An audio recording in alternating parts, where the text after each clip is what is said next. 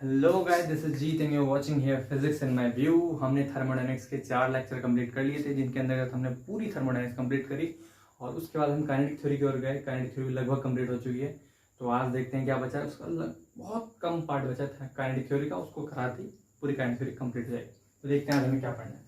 एक बात और मैं आपको बता दूं कि थर्मोडायनेमिक्स के जो लेक्चर्स हैं ये कम में सीमित इसलिए गया। पहली बात तो उसका सिलेबस कम था, दूसरी बात जिसमें मेन रोल रहेगा, मैंने काफी बार आपको बता दिया, मेन रोल रहेगा आपके न्यूमेरिकल प्रॉब्लम्स को करने का। जो आपके पास पीडीएफ पहुंची है या जो भी बुकलेट आपके पास है जो निकलवाई है आपने नेट से, उसमें आपने देखा होगा न्यूमेरिकल बहुत ही छोटे हैं और जिन कंसेप्ट पर वो बेस्ड हैं वो कंसेप्ट यहाँ पर क्लियर करा दिए गए। तो ज्यादा से ज्यादा उन न्यूमेरिकल को करें, आपका नंबर आना पक्का है, लेकिन ज्यादा से ज्यादा न्यूमेरिकल सॉल्व जरूर करें। तो चलते हैं, आज हम क्या पढ़ेंगे। आज हम पढ़ेंगे मीन फ्री पाथ के बारे में। माध्य मुक्त पथ हिंदी में कहते हैं, मीन फ्री पाथ के बारे में। Mean free path, mean free path. तो मीन फ्री पाथ कहते कैसे हैं? तो सबसे पहले हम जरा काइनेटिक थ्योरी गैसेस की ओर चलते हैं। काइनेटिक थ्योरी गैसेस ये कहता है कि मॉलिक्यूल जो होते हैं वो रैंडमली मूव कर सकते हैं, और रैंडमली मूव डिपेंड करता है कि जब वो किसी से कोलाइड कर टक्कर लगाएंगे तो टकराने के बाद उसकी डायरेक्शन चेंज होगी।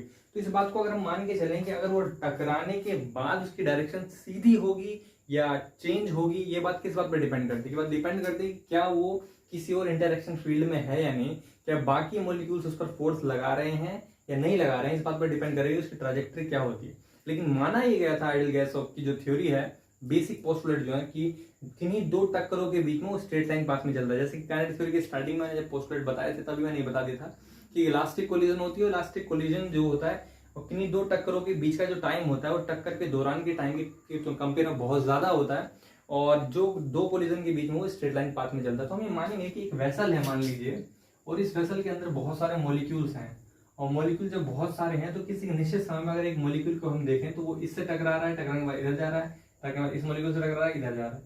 तो ये जो पाथ्स हैं, ये जो फ्री लाइन जो चल रहा है स्ट्रेट लाइन में, इस स्ट्रेट लाइन को कहते हैं हम फ्री पाथ। और ऐसे एक निश्चित समय के लिए बहुत सारे फ्री पाथ पॉसिबल हैं।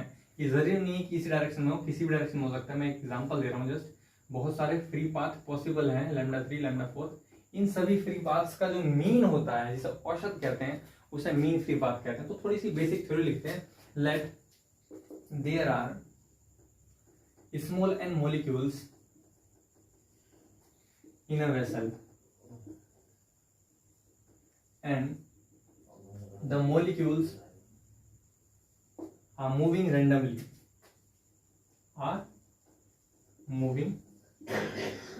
randomly, जो मॉलिक्यूल्स हैं वो रैंडमली मूव कर रहे हैं, but due to their collision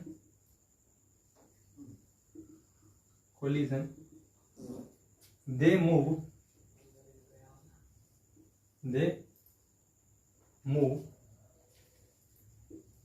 in a straight line path,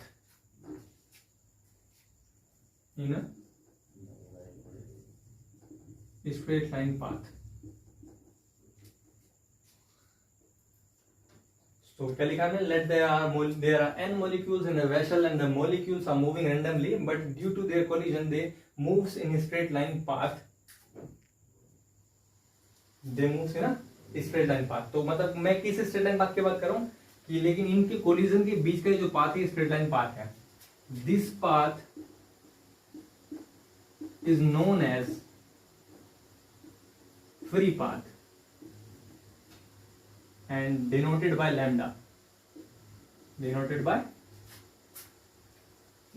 इसे lambda कहते हैं। and for a definite time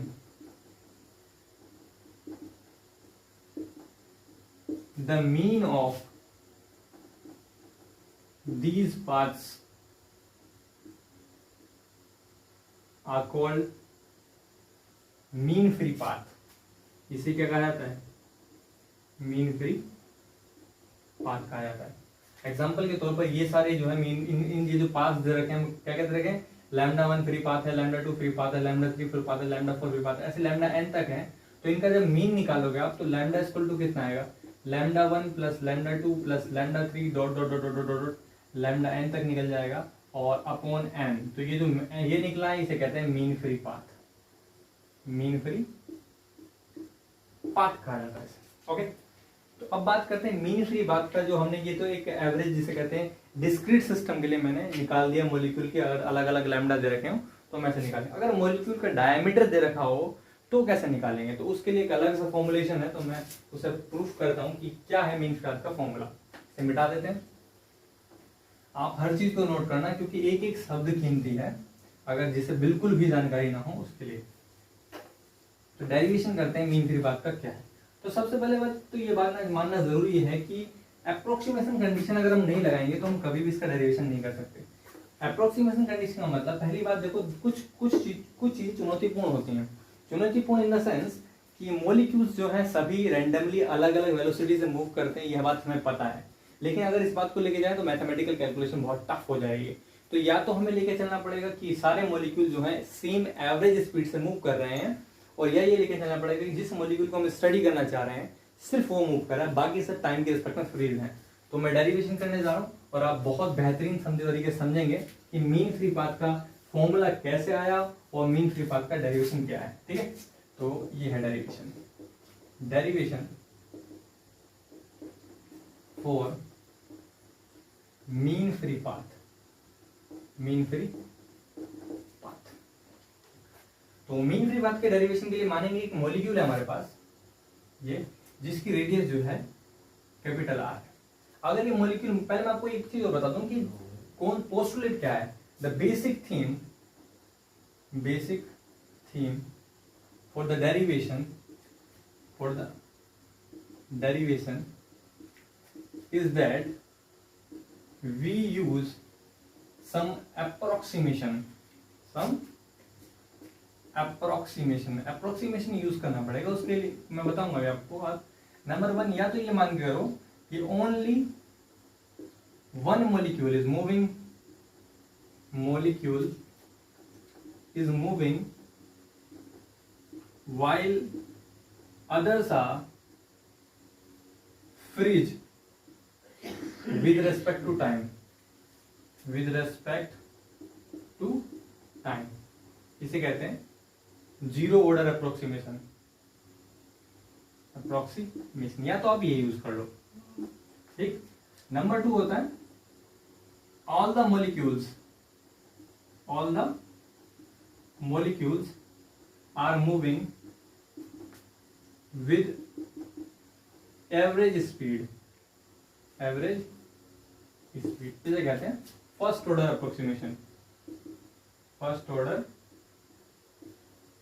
approximation. तो ये दो चीजें जो हैं, इन दोनों में से एक चीज यूज करके हम सोल्व कर सकते हैं। तो माना हमारे पास एक मॉलिक्यूल है जिसकी रेडियस जो है r है। ठीक। Let the molecule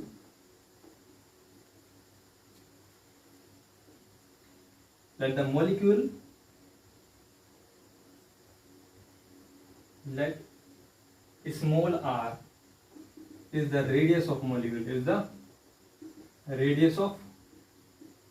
molecule and it is moving with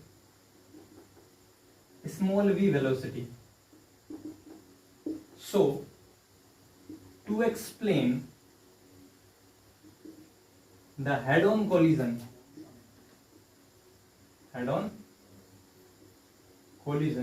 between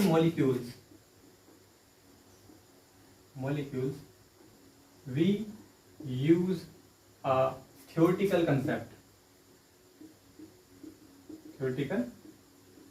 हमें एक theoretical concept यूज करना पड़ेगा। समझेंगे theoretical concept क्या। तो सबसे पहले तो आप इस चीज को नोट कर लेंगे, फिर मैं आपको बताऊंगा कि थ्योरेटिकल कंसेप्ट कैसे यूज करते हैं। ठीक है, आई होप ये नोट कर लिया होगा। इसके लिए मानना ये है कि एक मॉलिक्यूल जो है उसकी अपनी पर्टिकुलर रेडियस है। क्या रेडियस है उसकी रेडियस r है। अब r रेडियस का कोई मॉलिक्यूल जब चलेगा तो किन मॉलिक्यूल से वो टकराएगा, इस बात को समझाने के लिए ज्योमेट्रिकल कह सकते हैं कि ये क्रॉस सेक्शन रीजन लेना पड़ेगा। ज्योमेट्रिकल क्रॉस सेक्शन रीजन का मतलब मैं भी आपको बताता हूँ, एक सिलेंडर लेंगे जो कि बताएगा कितने मॉलिक्यूल से टकराएगा।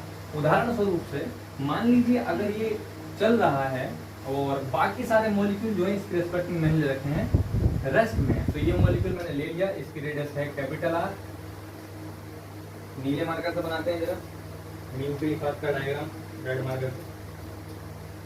तो ये मॉलिक्यूल है और इसकी रेडियस मैंने मान ली r है और ये इन मॉलिक्यूल के साथ जो है टकराता हुआ जा रहा है, इन मॉलिक्यूल के साथ। और जब बाकी सबके मॉलिक्यूल जो मैंने मान लिया सेम शेप में है, एक ही टाइप की गैस है, तो ये जो है ये भी r होगा, ये भी r होगा।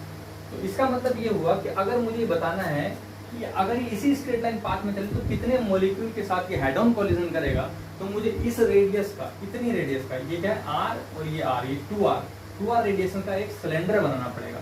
2r रेडियस का सिलेंडर के अंदर सेंस मान लो ये r है, ये r है, और मुझे एक सिलेंडर बनाना तो कैसे बनाएंगे, डॉट डॉट करते हुए, ये ऐसे ले गए और ये ऐसे ले गए, तो ये एक सिलेंडर बन गया।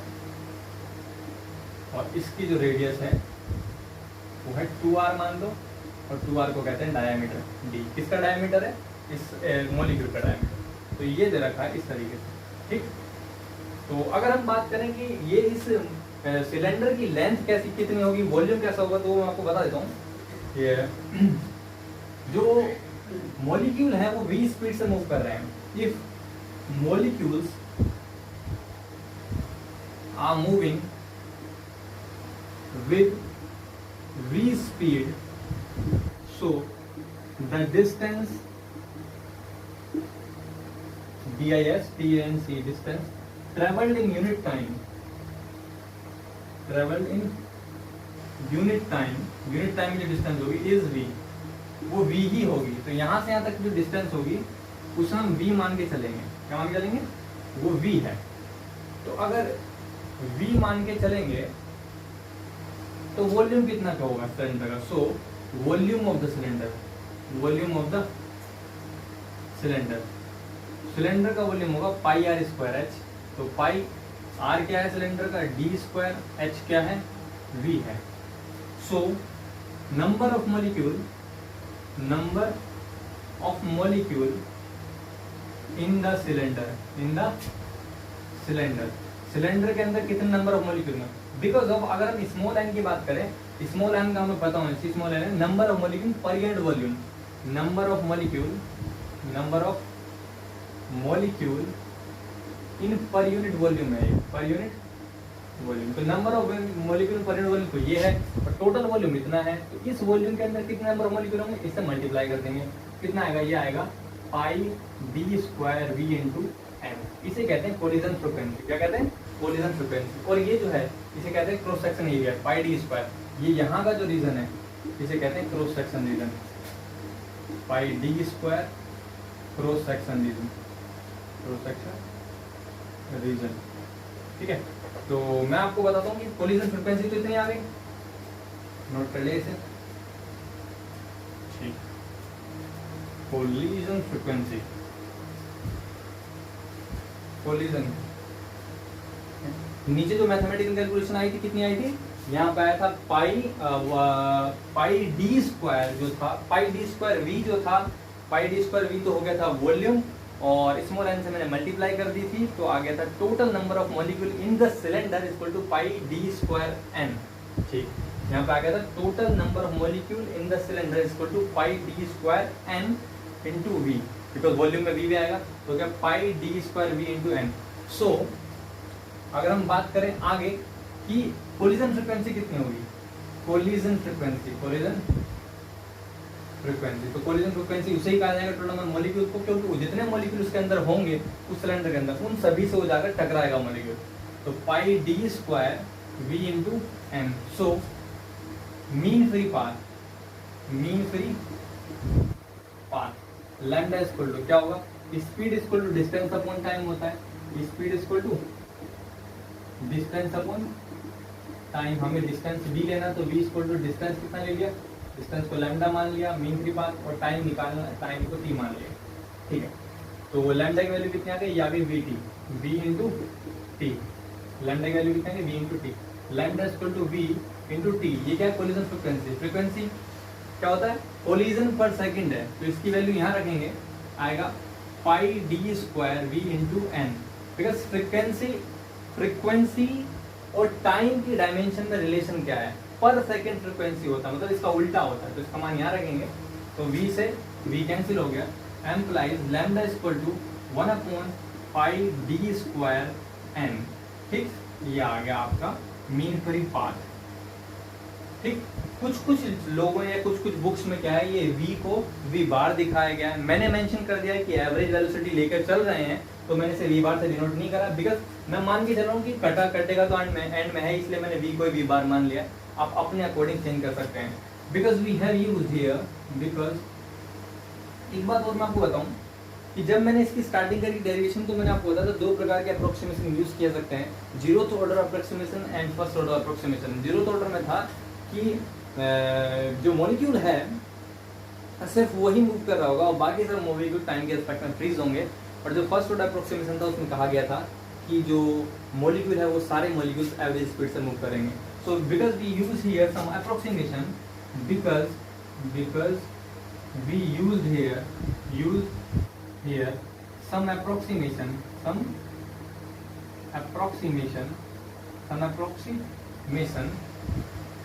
so to evaluate the real result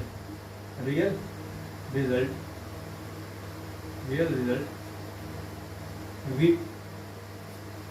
took the help from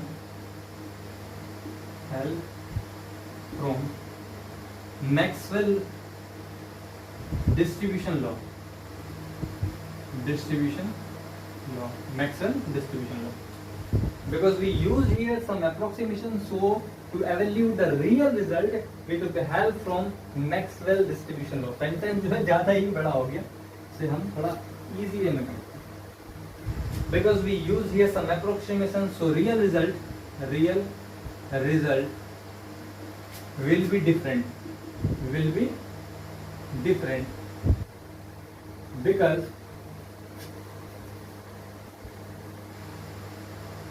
all the molecule are not freezing with respect to time so तो ये चेंजेस किए गए इसमें, implies lambda equal to 1/√2 pi D square n, इसे कहते हैं मीन फ्री पाथ। तो ये फॉर्मूला आपको याद रखना है, this is called mean free path of molecule.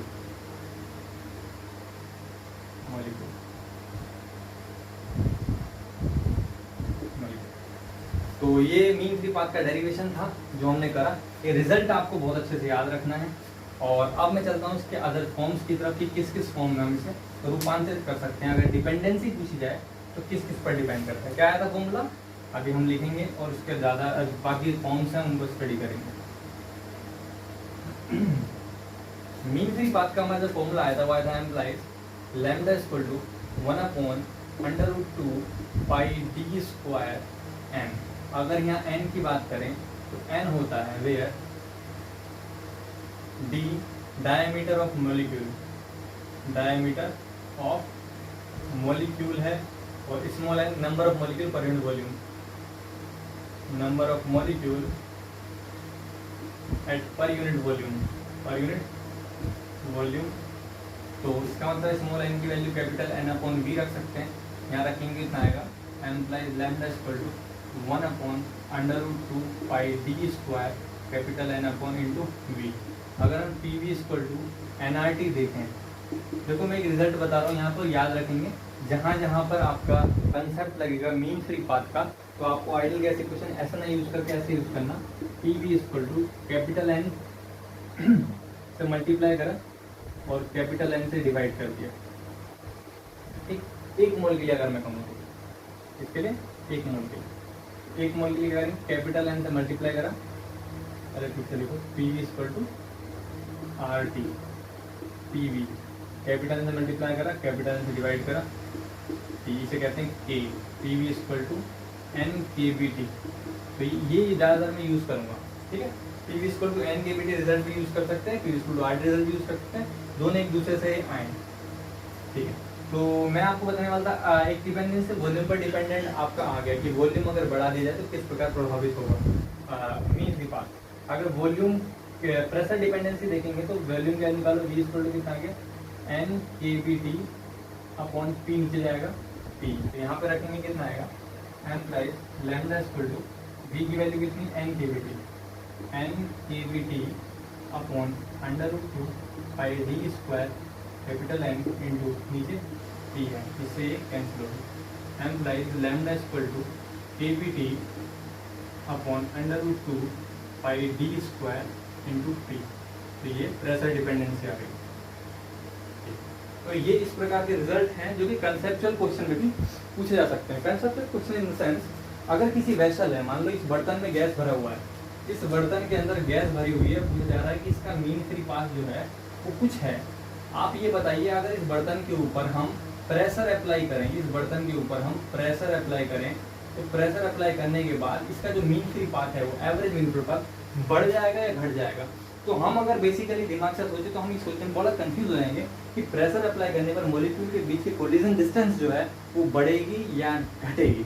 Because of जो कोलिजन डिस्टेंस है वही रिप्रेजेंट करता है मीन फ्री पाथ को। अगर वो कम हो जाएगा तो मीन भी कम हो जाएगा। इसका मतलब प्रेशर को बढ़ाने पर मॉलिक्यूल के बीच की डिस्टेंस जब कम हो जाएगी तो मीन फ्री पाथ जो है वो कम हो जाएगा। तो वैसे यहाँ पर दिखाया जा रहा है मीन फ्री पाथ जो प्रेशर के इनवर्सली प्रोपोर्शनल है। प्रेशर बढ़ाने पर मीन फ्री पाथ घट जाता है, टेम्परेचर बढ़ाने पर मीन फ्री पाथ बढ़ जाता है। तो ये सारी चीज़ें थी जो हमने मीन फ्री पाथ से रिलेटेड पढ़ी और हम करते हैं इसका न्यूमेरिकल, जिससे इसकी और ज़्यादा अंडरस्टैंडिंग क्लियर हो। आपको याद रखना है बेसिकली ये फॉर्मूला 1/√2 पाई d स्क्वायर है, जिससे कि मीन फ्री पाथ का क्वेश्चन कभी छूट ही नहीं सकता। क्या याद रखना है, mean free path lambda equal to 1/√2 pi d square, 1/√2 pi d square. What is d? d is the diameter of the molecule and what is n? n is the number of molecule per unit volume. what is v? v is the average velocity।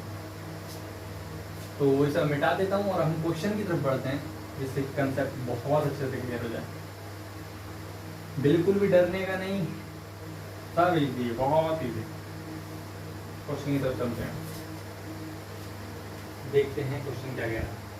ठीक, question क्या कह रहा है, ये है page number 17 पर। Page 17 पर एक क्वेश्चन दे रखा है 17 पर, और क्वेश्चन क्या रहा है, एक gases mixture of consist 2 mole of oxygen. तो 2 मोल दे रखे हैं उसमें ऑक्सीजन के, ओके, और देखा 4 मोल्स ऑफ आर्गन, 4 मोल्स दे रखे हैं आर्गन के। बहुत बढ़िया क्वेश्चन है भाई।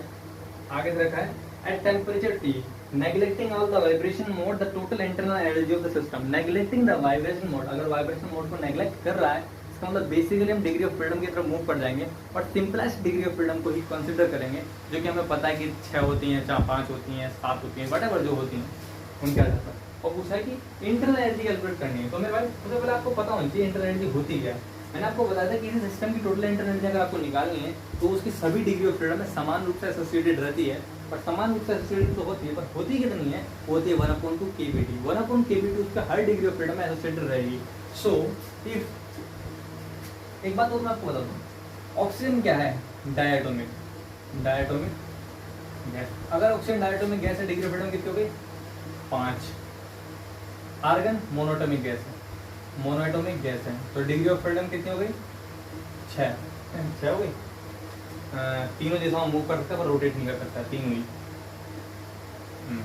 3 हो गई। और अब हमें फॉर्मूला पता होना चाहिए इंटरनल एनर्जी का। इंटरनल एनर्जी का फॉर्मूला मैंने आपको बताया डिग्री ऑफ फ्रीडम पर डिपेंडेंट है। अगर इंटरनल एनर्जी का फॉर्मूला डिग्री ऑफ फ्रीडम पर डिपेंडेंट है तो उसे कैसे लिखेंगे, उसे ऐसे लिखेंगे, let small f is the degree of freedom, is the degree of freedom of the system, so the internal energy कितनी होगी, वो U equal to 1/2 small n f kBT। ठीक, RT भी लिख सकते हैं, U equal to 1/2 and number of moles कितने, 2 मोल इसके हैं, बिल्कुल सही है, लेके चलेंगे। डिग्री ऑफ फ्रीडम कितनी है इसकी, है 5 गुणा 5 kBT गुणा 5 kBT, और फिर आगे कितना है प्लस, नंबर ऑफ मोल कितने हैं इसके, 4 हैं, और डिग्री ऑफ फ्रीडम कितनी है, 3 kBT। U इक्वल टू 1/2 5 दूनी 10 plus 4 3 12 kBT। U equal to 1/2 गुणा 10 और 12 22 हो गए इंटू KBT, ये आ गया आपका 11 KBT, 11 KBT implies U equal to 11 KBT, ये नंबर ऑफ दे रखे number of moles NFT NKBT, बिल्कुल सही आंसर आपका 11 KBT है। RT की टर्म में दे रखा है तो नंबर ऑफ मोल्स के अकॉर्डिंग चेंज कर सकते हैं, 11 RT इसका आंसर आ जाएगा। अगले क्वेश्चन की तरफ चलते हैं लोग, अगले क्वेश्चन की तरफ चलते हैं।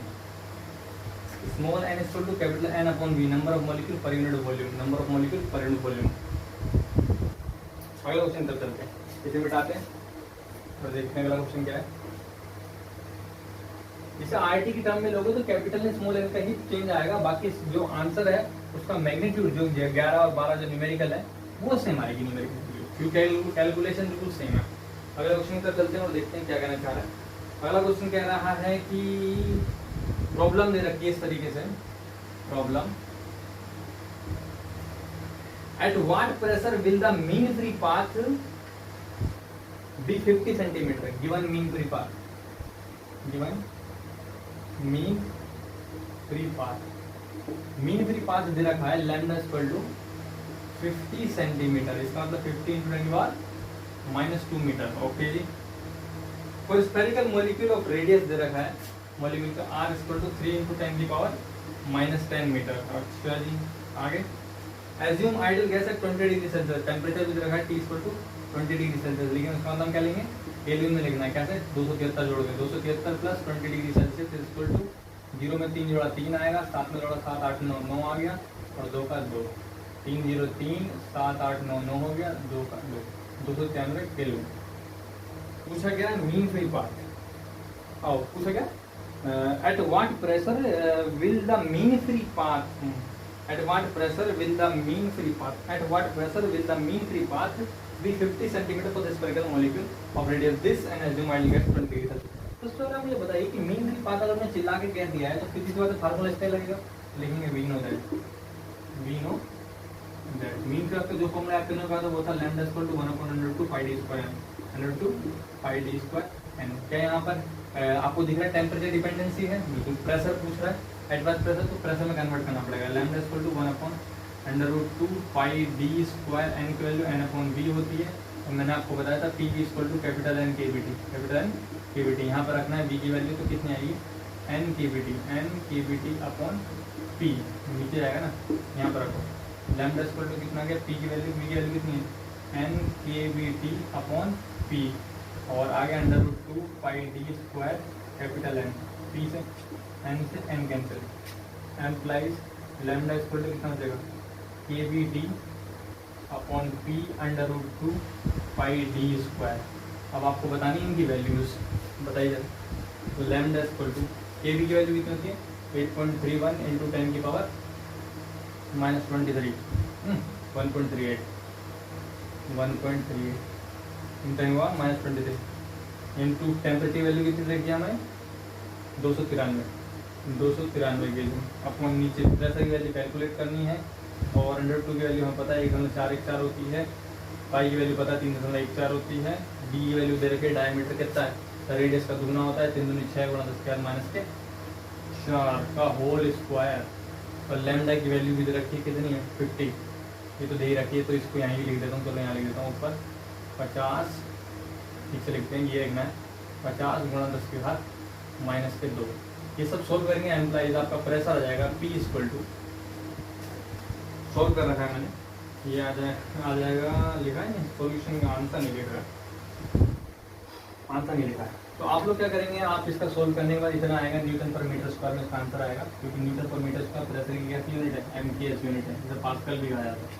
ठीक, तो बेसिकली मैंने आपको ये बताने की कोशिश करी है कि आपको अगर मीन फ्री पाथ का कोई भी क्वेश्चन आता है तो आपको ये फॉर्मूला पता होना चाहिए, और इस फॉर्मूले की हेल्प से आप क्वेश्चन कर सकते हैं, और इस दौरान आप आइडियल गैस की equation P equal to NKBT लगाएं, बड़ा आनंद आएगा। ये आपने नोट कर लिया होगा, ये आज करते हुए मैं इसे मिटा देता हूँ और अगले क्वेश्चन की ओर बढ़ता हूँ।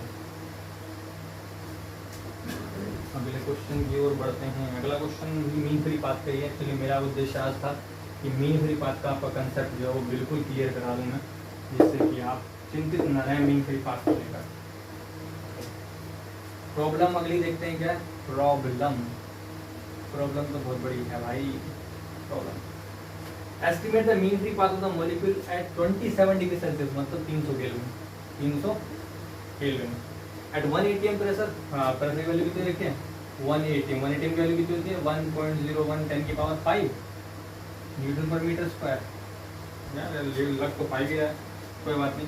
Molecule of the sphere with radius दे रखी है r इक्वल टू कितनी है 2 × 0 × 10 की पावर -18 मीटर। मीन फ्री क्या कहा है वो फिर से पढ़ लेते हैं। Estimate the mean free path of the molecule. Wait फिर पढ़ लेते हैं अच्छे से। प्रॉब्लम ये कह रही है कि estimate the mean free path of the molecule of the air at 27 degree celsius and 1 atm pressure. Model of molecule as sphere with radius this r equal to 2.0 × 10 की power -18 metre. So we know that. लिखना पहले एक बार बताओ आप मुझे mean free path का हमें वो फॉर्मूला लिखना है जो टेम्परेचर पर डिपेंड करे। ठीक है, याद तो आपको वही रखना है, मैं आपको जो बता रहा हूँ समझने की कोशिश करें। याद आपको बेसिकली वही रखना है 1/√2 πd²। और इसको जब भी ऐसे क्वेश्चन इस पर डिपेंडेंट आएंगे तो मैं क्यों मना कर रहा हूँ याद करने का, इसलिए मना कर रहा हूँ क्योंकि आप सीखें कि आया कहाँ से। जब आप मीन फ्री पाथ के फॉर्मूले को ट्रांसफॉर्म करना सीख जाएंगे तो आप बेसिकली समझ जाएंगे कि पंगा क्या चल रहा है। समझ में? इसलिए हम लिखेंगे यहाँ पर वी नो दैट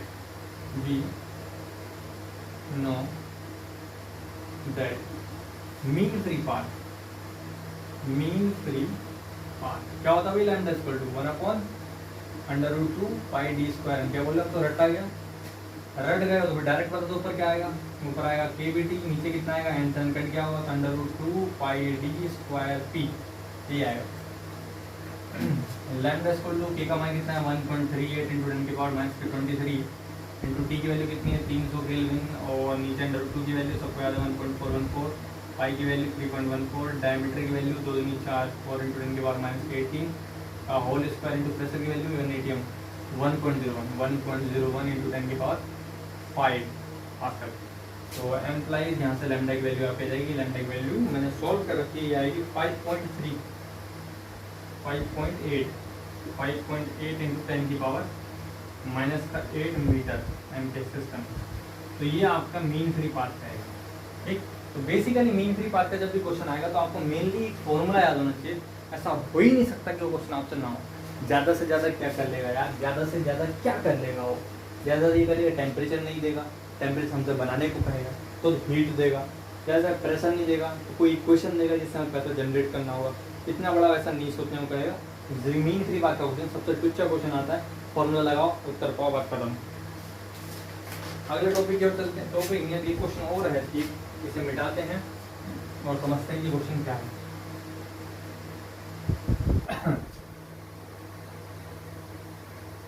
आज आपकी thermodynamics computer current theory complete है पूरी। तो अगला तो पेज नंबर 25 पर प्रॉब्लम अगली देखेंगे हम।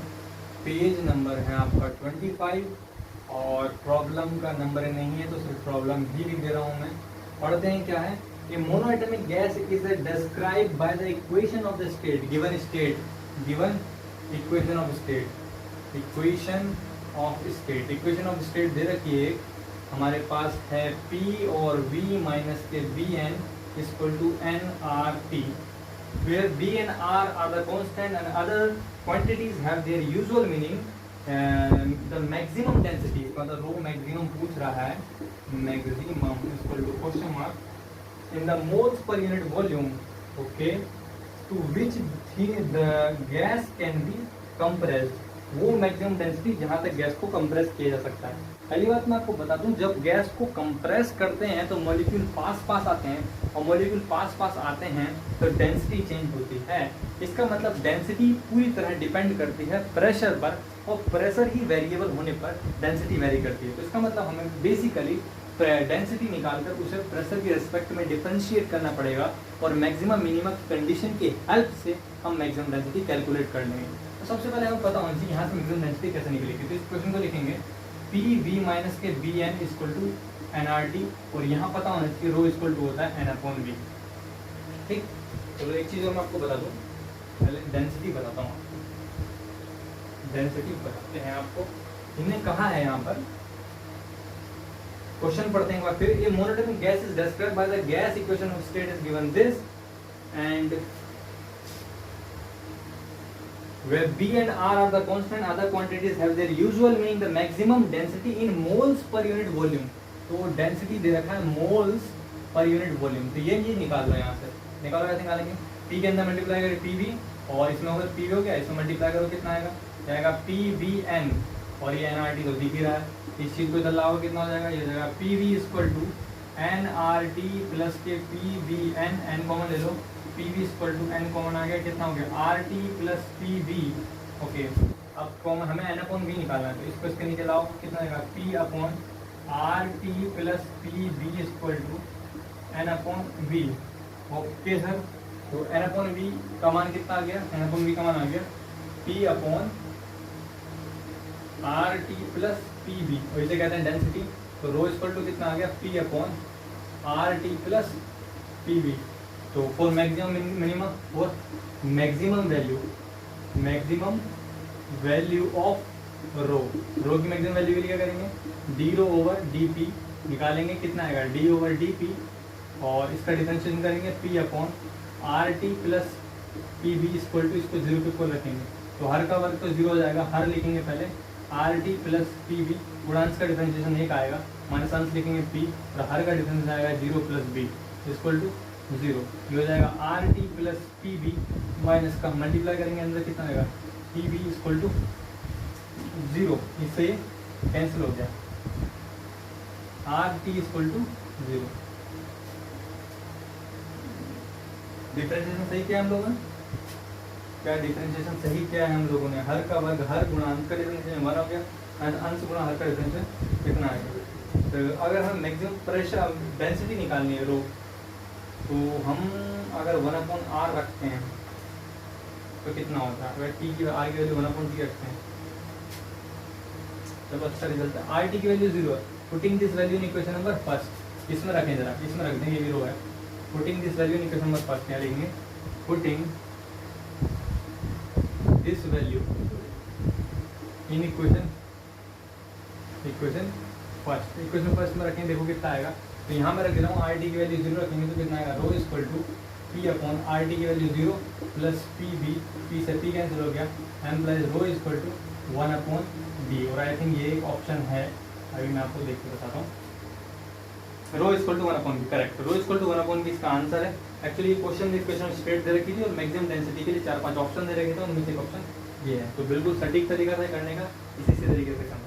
कैसे करना था कि आपको जो पूछा है, मान लो आपको उसका फॉर्मूला भी नहीं पता है, उसकी डायमेंशन दे रखी है, calculate the maximum density in the unit of mole per unit litre या पर यूनिट वॉल्यूम दे रखा था, पर वॉल्यूम मोल पर वॉल्यूम दे रखा है, सीधी बात है N/V खुद बता इसका फॉर्मूला होगा, तो N/V निकालो और सॉल्व कर दिया, नोट कर लिया तो मैं मिटा देता हूँ उस क्वेश्चन को और देखते हैं अगला क्वेश्चन क्या है।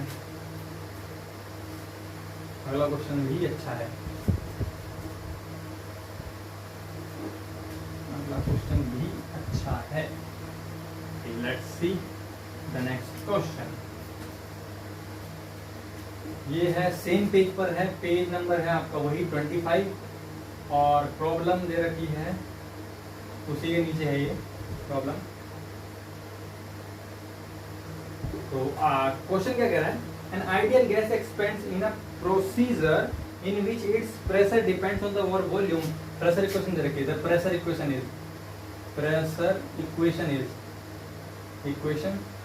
प्रेशर इक्वेशन कितनी है भाई, तो देखिए P equal to P naught into E to the power minus के alpha V. If small n is the number of moles of the gas, the maximum temperature that it will attains in this pressure is.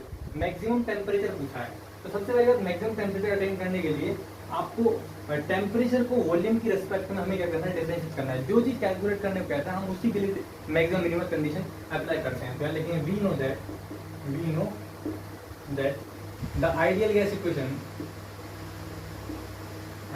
Equation for n moles, n mole कहाँ है, हाँ कहाँ है, लगाओ किया जाएगा P V equal to small N R T.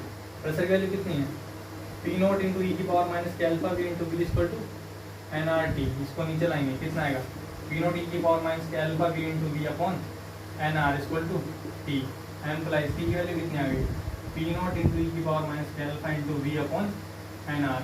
So del T over del V कितना आया, del T over del V आ गया P not upon N R equal to del over del V into E की power minus के alpha into V. By using implies D T over D V निकालो। बात एक ही है, del तो मैंने ऐसी सुंदरता के लिए लिख दिया था, जब फैक्टर ज़्यादा डिपेंडेंसी ना हो। तो बताओ जी कितना होगा, पहली बार में पहला बार e की पावर माइनस के अल्फा, ये अल्फा वी भी है, अल्फा वी पहली बार में पहला बार, दूसरे का डिफरेंशिएशन एक आ गया, माइनस दूसरी बार में दूसरा बार वी, पहले का डिफरेंशिएशन माइनस के अल्फा इंटू e की पावर माइनस के अल्फा वी।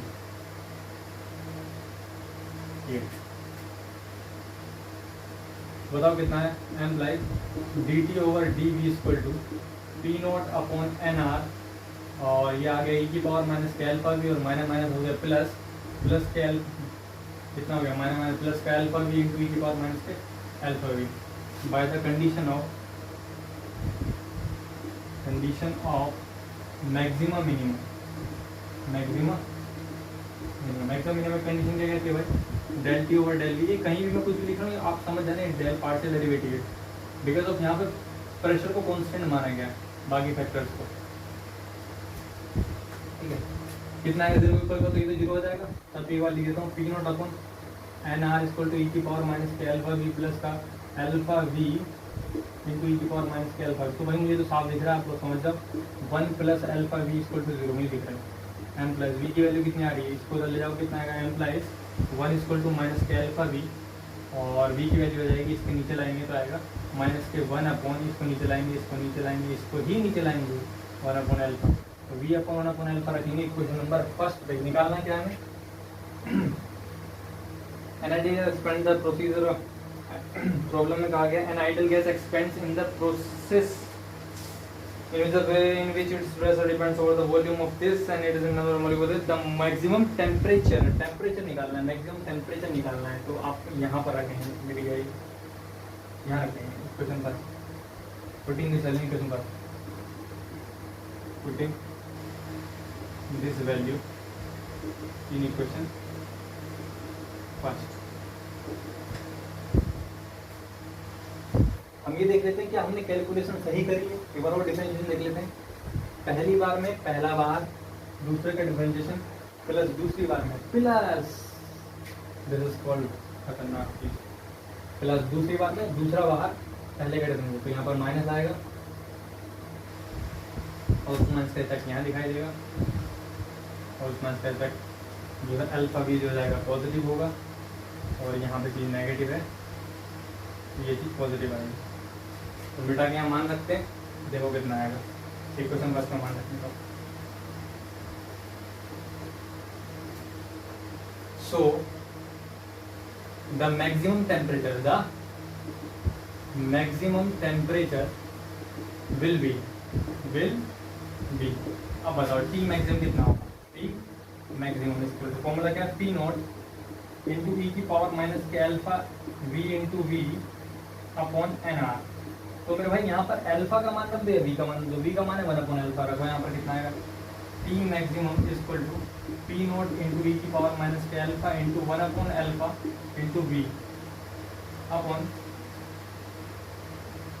इस वाले वी का मान रख दूँ, क्या कह रहे हैं आप, वन अपॉन अल्फा रख दूँ, चलो जी वन अपॉन अल्फा रखिए, वन अपॉन अल्फा, और नीचे क्या है एन आर, एन अल्फा से अल्फा कैंसिल हो गया, implies T maximum equal to, ऊपर बचा पी नॉट और ई की पावर माइनस वन बचा, नीचे ले आते हैं E N R alpha, N R alpha, ये आपका मैक्सिमम टेम्परेचर है, और ये ऑप्शन में भी मैच कर रहा है, बिल्कुल भी घबराने की बात नहीं, ठीक।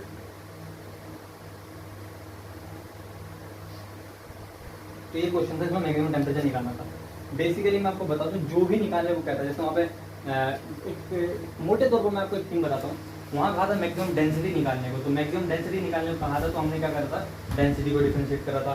मैक्सिमम प्रेशर निकालने को कहेगा तो प्रेशर को डिफरेंशिएट करेंगे, मैक्सिमम टेम्परेचर निकालने को देखो टेम्परेचर को डिफरेंशिएट करा है। डिफरेंशिएट किसके रेस्पेक्ट में करना है, ये आपको खुद को विवेक लगाना है कि वो फैक्टर किस चीज़ पर डिपेंड कर रहा है। डेंसिटी प्रेशर पर डिपेंड कर रहा था ना, प्रेशर डिफरेंशिएट करा, यहाँ पर टेम्परेचर वॉल्यूम पे डिपेंड कर रहा है, एक्सपेंशन पे डिपेंड कर रहा है, तो यहाँ पर हमने वॉल्यूम से डिफरेंशिएट करा। ठीक है, अगले टॉपिक की ओर चलते हैं। अगले टॉपिक की ओर चलते हैं। अगले टॉपिक का नाम है deviation from the ideal gas behaviour. Okay sir, देखते हैं भाई कितना डेविएशन है ideal gas behaviour. Deviation from ideal gas behaviour जरा इन डाल लेते हैं, वरना ये दम तोड़ देगा हमारे पास। Deviation from ideal gas behaviour का मतलब क्या है पहले ही समझते हैं। देखो हमारे पास दो प्रकार की गैसें होती हैं, होती तो एक ही प्रकार की, दूसरी तो बस वो है कि आइडियल कंडीशन अप्लाई कर दिए कि गैस बनेगी तो जी ऐसे बनेगी। अगर ज़्यादा अच्छी भी हो गई तो ऐसे हो गई। जैसे मर्यादा पुरुषोत्तम राम है। मर्यादा पुरुषोत्तम राम का मतलब क्या है कि जब इंसान माना बहुत अच्छा हो जाएगा तो ज़्यादा से ज़्यादा राम जैसा बन सकता है। भाई राम जैसा तो कोई बन नहीं सकता क्योंकि राम तो राम थे। तो वैसी जो इंसान की वैसी कंडीशन दे दी गैसेस के साथ, बोले गैसेज ज़्यादा तमीज से भी चलेंगी, ज़्यादा आइडियल गैस तक बन सकती हैं, उससे आगे निकल सकती हैं।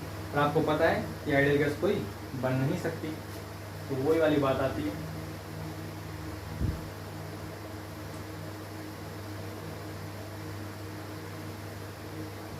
ठीक, इंक डल चुकी है, अब चलते हैं पढ़ने की ओर। ओके, खून खराब हो गया ये तो हाथों में, बहुत सिंपल बात है।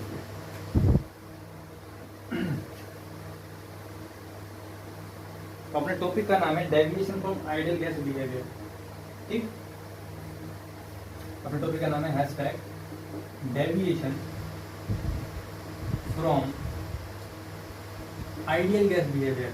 Ideal gas behaviour, deviation from ideal gas behaviour का मतलब ये है कि अगर आप रियल गैस के लिए एक्सपेरिमेंटल ग्राफ खींचें, पहले आप समझो आइडियल गैस इक्वेशन है किस पे। आइडियल गैस इक्वेशन दो आइडियल लॉज पर डिपेंड करता है। नंबर एक आता है बॉयल्स लॉ, नंबर एक आता है बॉयल्स लॉ। बॉयल्स लॉ आपको पता होना चाहिए क्या होता है। अगर टेम्परेचर कांस्टेंट हो, T constant, T equal to constant, तो क्या आता है चार्ल्स लॉ। क्या आता है चार्ल्स लॉ। चार्ल्स लॉ किस पर कांस्टेंट होता है, ये होता है पी इक्वल टू कांस्टेंट पर। ये आपको याद रखना है। ठीक, बॉयल माने उबलना, पानी उबलता है, तापमान नियत रहता है 100 डिग्री सेल्सियस। वैसे भी याद रख सकते हैं कि बॉयल फ्लो में टेम्परेचर कांस्टेंट रहेगा। नियम क्या है, आप आइडियल गैस इक्वेशन निकाल दो, पी इक्वल टू कितना होता है आरटी। टेम्परेचर कांस्टेंट करोगे तो ये तो कांस्टेंट, ये भी कांस्टेंट, ये कट गया, पूरा ही कांस्टेंट आ गया। पी इक्वल टू कांस्टेंट होता है इसका root, P equal to constant, ये गया था बॉयल फ्लो। चार्ल्स लॉ में प्रेशर कांस्टेंट करना है, तो P equal to R T में से प्रेशर कांस्टेंट करना है, तो ये हो गया कांस्टेंट। तो वी प्रोपोर्शनल टू टी आ गया, वी प्रोपोर्शनल टू टी आ गया, ये वी प्रोपोर्शनल या V upon T equal to constant. समझ में आ रही बात। तो इसके कोरस्पॉन्डिंग जो ग्राफ खींचेंगे वो मिलेगा, नंबर एक रेक्टेंगल और हाइपरबोला खींचेगा इसका, तो रेक्टेंगल और हाइपरबोला, और इसकी स्ट्रेट लाइन खींचेगी। ये वी और टी पर है, ये किस पे है, वी और टी पर। थोड़ा थोड़ा ग्राफ बता देता हूँ मैं तुम्हें। अरे नहीं बता रहा यार, ये बस फिर 12th में पहुंच जाएंगे हम, पूरी तरह जैम को छोड़ चढ़ा दे।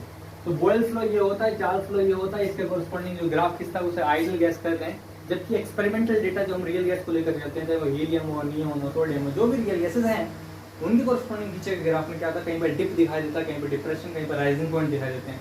वो किस बात पर डिपेंड करता है, और आइडियल गैस के ग्राफ से इतना बिहेवियर जो है डेविएट क्यों कर रहा है, वो डेविएशन किस चीज़ पर डिपेंड करता है, वो सारी चीज़ें हम पढ़ेंगे। ठीक है, द डेविएशन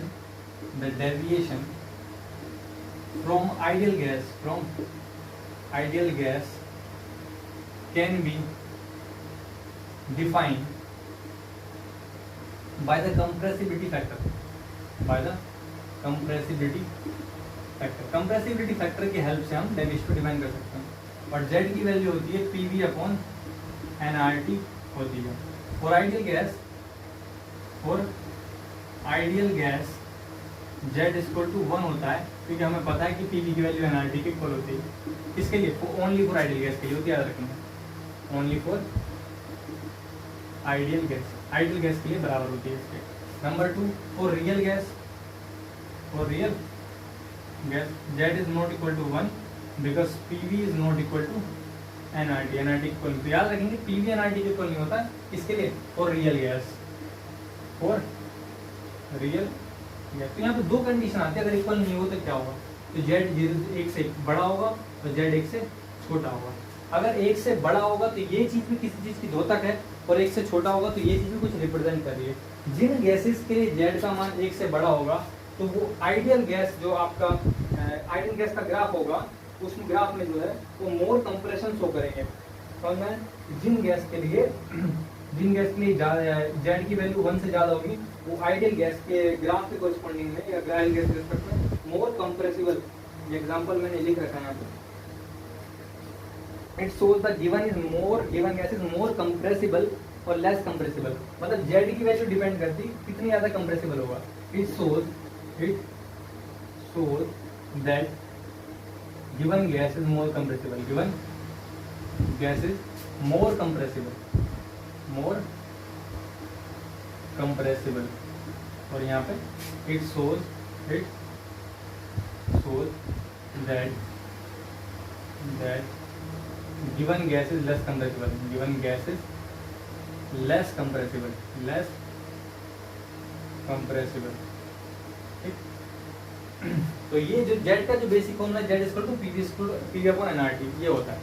बहुत बार रियल गैस की बात होगी, जबकि रियल गैस को मैंने पढ़ाया नहीं। थोड़ा सा रियल गैस के बारे में स्टडी कर लेते हैं कि रियल गैस इक्वेशन क्या होती है, फिर उसको यूज करके हम चीज़ों को आगे की ओर ले चलेंगे। रियल गैस इक्वेशन को हम वान डेर वाल गैस इक्वेशन भी कहते हैं, और फिर उसके लिए मैं आपको बताऊंगा कि कैसे डिपेंड करती हैं ये सारी चीज़ें, ठीक। पहले इसे मिटा लेते हैं, और मिटाने के बाद कहीं कुछ बचा है नहीं, और सब कुछ मिटाने के बाद को फिर रखते हैं साइड में।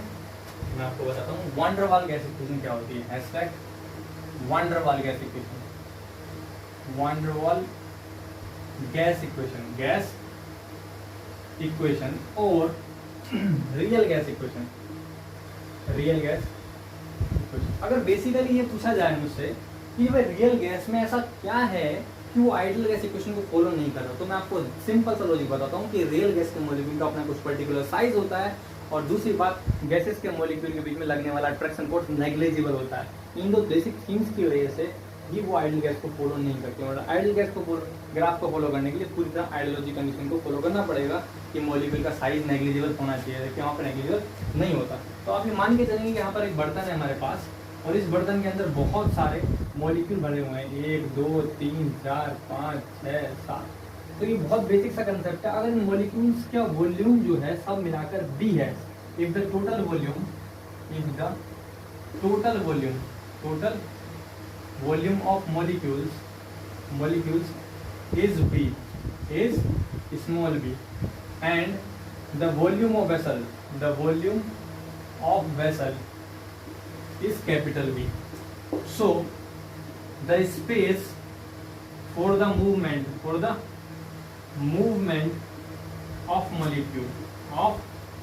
molecule is V minus B। इसका मतलब ये हुआ कि मान लीजिए इस कमरे में बहुत सारी जगह है, लेकिन मैं कमरे की सारी जगह पर नहीं घूम सकता। हमेशा घूमते समय एक जगह छूटेगी जहाँ पर मैं रहता हूँ, जहाँ पर मैं स्थित हूँ। आप समझने की कोशिश करें, अंतर आकाश में इंटर स्पेस में हम अपनी कोई ना कोई एग्जिस्टेंस की जगह घेरते हैं, उस जगह को हम ध्यान में नहीं रखते। उदाहरण के तौर पर मान लीजिए एक छोटा सा कमरा है, इस कमरे के अंदर एक आदमी घूम रहा है डिब्बे के आकार का। उस आदमी से कहा मैंने कि आदमी जी आप कितनी जगह घूम सकते हैं, तो आदमी कभी भी नहीं बोल सकता कि मैं पूरे डिब्बे में घूम सकता हूँ। उसे बोलना पड़ेगा सर मैं इस खाली जगह में घूम सकता हूँ, और इस खाली जगह का वॉल्यूम जो है वो है बड़े डिब्बे का वॉल्यूम V और माइनस छोटे डिब्बे का वॉल्यूम B। इसका मतलब V माइनस B। वही चीज़ मैंने यहाँ कोशिश की है एक्सप्लेन करने की कि गैसेस के मॉलिक्यूल का अगर साइज फाइनाइट होगा तो उन सब के वॉल्यूम, जो गैसेस के मॉलिक्यूल का वॉल्यूम जो है उस वॉल्यूम को अगर घटा दिया जाए इस पात्र के वॉल्यूम में से, तो वो जगह बचेगी गैसेस को घूमने के लिए। तो इंटर स्पेस में जो वॉल्यूम बचता है इसे वॉल्यूम करेक्शन कहा जाता है। This term is known as volume correction. This term is known as volume correction, volume correction, ठीक। And the pressure exerted on the wall will be reduces because of interaction of other molecules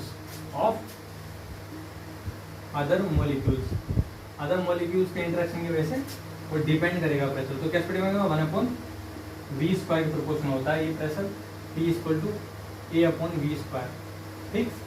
और यहाँ आ जाएगा P minus A upon V square equal to 0। This term is known as pressure question, this term is known as pressure correction, pressure correction, ठीक। ये जो है increase pressure है, जो इंक्रीज होगा। कौन सा प्रेशर है? Increase pressure. तो ये क्वेश्चन याद रखेंगे, इंक्रीज प्रेशर कितना है। तो यहाँ पर याद रखेंगे नेट प्रेशर कितना आएगा, net pressure equal to P plus P increase. ये आ गया P प्लस P में कितना चेंजिंग आया, A अपॉन वी स्क्वायर, ठीक। Become interaction of molecule exerted on the wall will be reduced due to the interactions of the molecule, correct. तो net change जो हमें वॉल्यूम करेक्शन करना है वो प्रेशर करेक्शन की वजह से जो इक्वेशन बनेगी उस इक्वेशन में चेंज करना है ना आइडियल गैस इक्वेशन में। तो आइडियल गैस इक्वेशन क्या थी हमारे पास, आइडियल गैस इक्वेशन थी हमारी PV equal to RT for 1 mole. देखेंगे यहाँ पे we know that ideal gas equation for 1 mole, we know that ideal gas equation for 1 mole कितना होता है, PV equal to RT। P की वैल्यू कितनी होगी, P प्लस A बटे V square, V minus V equal to RT। This is called real gas equation, this is real gas equation for 1 mole. अगर n मोल के लिए लिखें तो कितनी होगी, देखते हैं। Real gas equation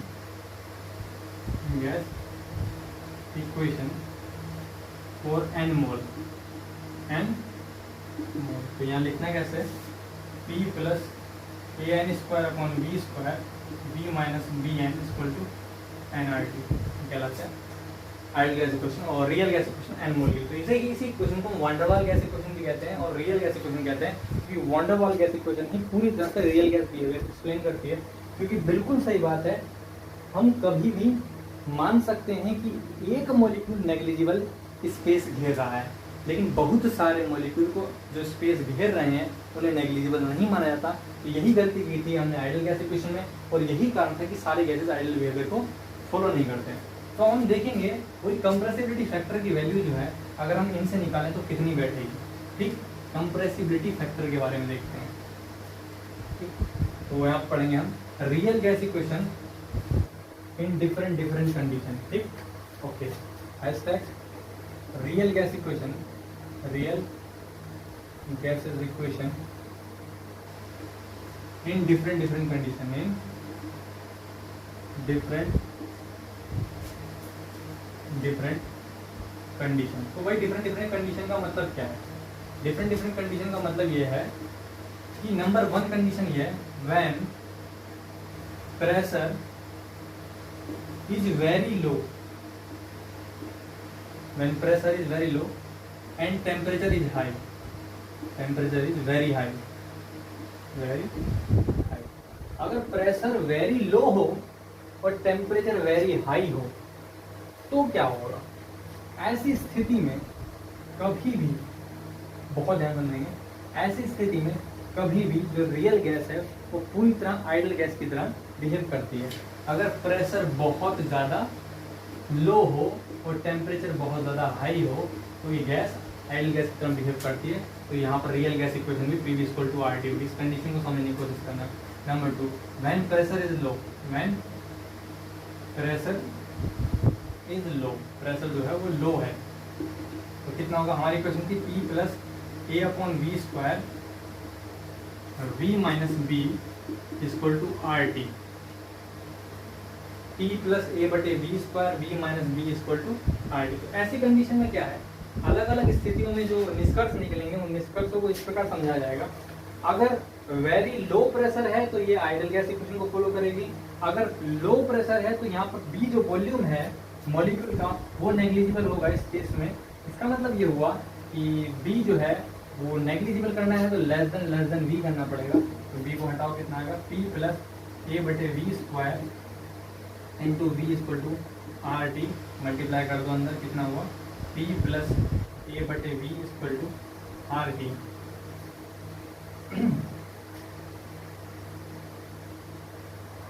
multiply v इसमें करेंगे तो इसमें आएगा p इंटू वी, ठीक है। कॉमन लीजिए, पी वी कितना आया, पी वी ब्रैकेट में बचेगा यहाँ पर 1 प्लस ए बटे बी कॉमन आएगा, नीचे आएगा, मिटाकर उधर ही लिखता है। इसी को दोबारा समझते हैं, यहाँ से समझ ले रहा है। इस स्थिति में जो है b को नेग्लेक्ट करना है तो कितना बचेगा p प्लस ए बटे वी स्क्वायर और b minus B equal to R T. तो नेग्लेक्ट करने पर ये चीज़ चली गई। अब करना क्या है, हमें निकालना है प्रेशर कॉमन लेना है यहाँ से। तो प्रेशर कॉमन ले कितना बचा 1 प्लस ए बटे P V square equal to B into R T. और हमें निकालना है जेड की वैल्यू, जेड इक्वल टू कितना होता है P V upon R T होता है। तो इसको इसके नीचे लाएंगे, ये हो गया 1 plus something P V upon N R T equal to Z होता है। P V upon R T equal to Z होता है। तो P V upon R T की वैल्यू क्या निकालेंगे, R T A upon B. अगर हम मल्टीप्लाई कर दूं यहाँ पर, क्योंकि वी की डिपेंडेंसी तो है, अगर मल्टीप्लाई करें तो क्या होगा, अगर इसकी मल्टीप्लाई अंदर करो कितना आएगा पी वी प्लस इसमें करो कितना आएगा ए अपॉन बी और इक्वल टू कितना आएगा आर टी।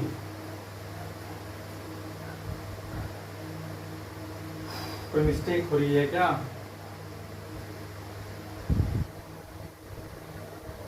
ओके, इसी की मल्टीप्लाई इसमें करें क्योंकि P V equal to R T minus का ए अपॉन बी। कैलकुलेशन ही अलग टाइप से, आर टी कॉमन ले कितना होता है 1 माइनस ए अपॉन बी। तो ये कितना जाएगा, implies P V equal to R T 1 minus A upon B. इसके इसको नीचे लाए कितना हो गया P V upon R T equal to 1 minus A upon, common लेंगे आर टी तो यहाँ पे कितना आएगा आर टी नीचे भी आएगा, आर टी नीचे भी आएगा, आर टी नीचे भी आ गया, R T V implies P V की वैल्यू जो आ गई वो आ गई R T is less than 1, क्योंकि 1 में सब्ट्रैक्ट हो रहा है। तो ऐसी स्थिति में क्या होगा कि this accounts for the dip of isothermal at low pressure. मतलब ये जो है आइसोथर्मल डिप को शो करेगा। उस ग्राफ में जो डिप दिखाई देगा, जो हम कंपैरिजन कर रहे होंगे रियल गैस के ग्राफ को आइडियल गैस के ग्राफ से, तो वहाँ पे डिप दिखाएगा। This accounts to the dip of isothermal, account dip in isothermal curve at low pressure.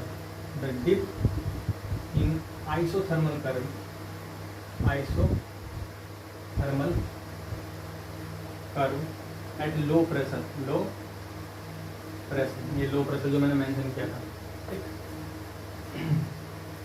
अगली कंडीशन, दो कंडीशन ये लो प्रेशर जो था। तीसरी कंडीशन है अगर प्रेशर जो है यहाँ पे हाई हो जाए। अगर प्रेशर हाई होगा तो क्या चीज़ नेग्लेक्ट करेंगे, वो चीज़ देखेंगे। तो सबसे पहले प्रेशर हाई होगा तो प्रेशर के साथ वाली टर्म नेग्लेक्ट कर दी जाएगी, बड़ी सीधी सी बात है, ठीक। तो तीसरी कंडीशन है व्हेन प्रेशर इज हाई। तीसरी कंडीशन है व्हेन प्रेशर इज हाई। अगर प्रेशर हाई है तो हमारे रियल गैस इक्वेशन क्या होते हैं, पी प्लस ए बटे V square V minus B equal to R T. ये नेग्लिजिबल हो जाएगी क्योंकि ये बहुत ज़्यादा है। P V minus B equal to R T, multiply करो वही कितना आएगा, ये हो गया पी वी माइनस के P B equal to R T. हमें लाना P V upon R T, इसको जब लाओ कितना होगा P V equal to R T plus का पी बी, कॉमन ले लो P V upon R T equal to 1 plus P V upon R T. इसका मतलब P V upon R T जो है वो ग्रेटर देन 1 है, दिख रहा है। इसका मतलब क्या होती है, this equation represent, this equation represent the rise in isothermal curve, in isothermal curve at high pressure, ये थ्योरेटिकल व्यू है, इसकी ज़्यादा जरूरत नहीं है, फिर भी अच्छा लग रहा था तो कर लिया हमने। अब हम बात करेंगे डिफरेंट टाइप ऑफ टेम्परेचर के बारे में जो हम पढ़ सकते हैं ऐसी स्थिति में, जैसे कि बॉयल्स टेम्परेचर होता है और क्रिटिकल कॉन्स्टेंट में क्रिटिकल टेम्परेचर होता है। ठीक, डिफरेंट टाइप ऑफ टेम्परेचर क्या क्या होते हैं, तो बात करते हैं डिफरेंट टाइप ऑफ टेम्परेचर।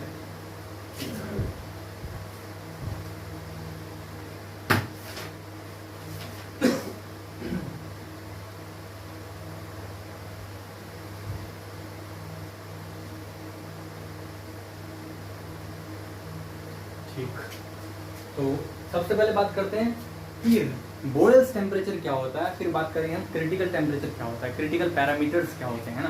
तो आपको मैं बताता हूँ बॉयल्स टेम्परेचर क्या होता है। जो रियल गैस है वो कभी भी पहली बात तो आइडल गैस नहीं बन सकती।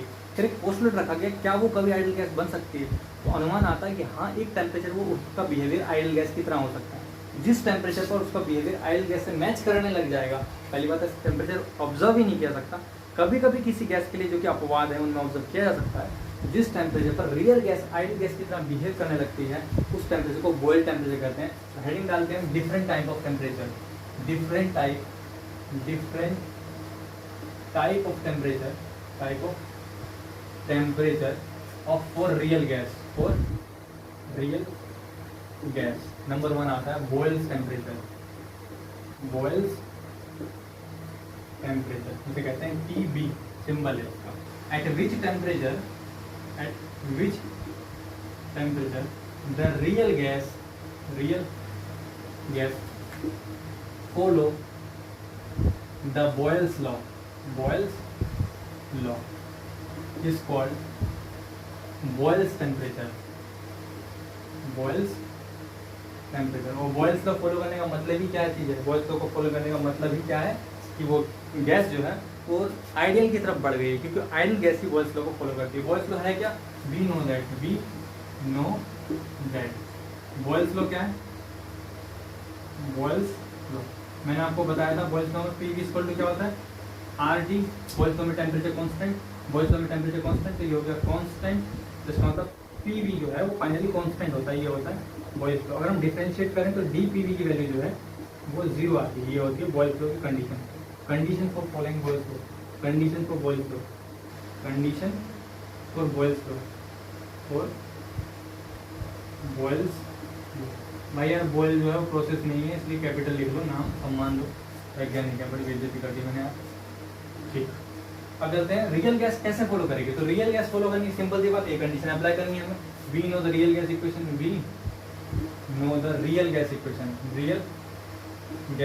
तो बताओ भाई रियल गैस इक्वेशन क्या होती है। रटा रहना चाहिए भाई, बिल्कुल गलत रटा बनी होनी चाहिए। P + A/V², V - B = RT। पहले मल्टीप्लाई करते हैं इस पूरे की इसमें, करो मल्टीप्लाई, कितना आएगा P V - B प्लस इसकी मल्टीप्लाई करेंगे A/V² आएगा, V - B = RT। मल्टीप्लाई करेंगे अंदर कितना आएगा PV माइनस इसके अंदर करेंगे कितना आएगा माइनस का PV प्लस इसके करेंगे अंदर कितना आएगा A/V माइनस इसका करेंगे अंदर कितना आएगा AB/V² = RT। तो यहाँ से PV की वैल्यू निकालेंगे, PV = ये उधर जाएगा किसका हो जाएगा प्लस का PV, ये उधर जाएगा किसका हो जाएगा माइनस का A/V, ये उधर जाएगा किसका हो जाएगा प्लस का AB/V², और वो उधर पहले से ही है RT। आइडियल गैस इक्वेशन क्या होती है, PV = RT। तो PV = RT, तो ये चीज़ हम PV = PV माइनस का A/V प्लस का इसको करते हैं नेगलेक्ट, 0 कर देते हैं। नेग्लिजिबल का रीज़न है उसके पीछे, अगर V की वैल्यू जो है V is finite and large than 1/V² is too small, ये कह सकते हैं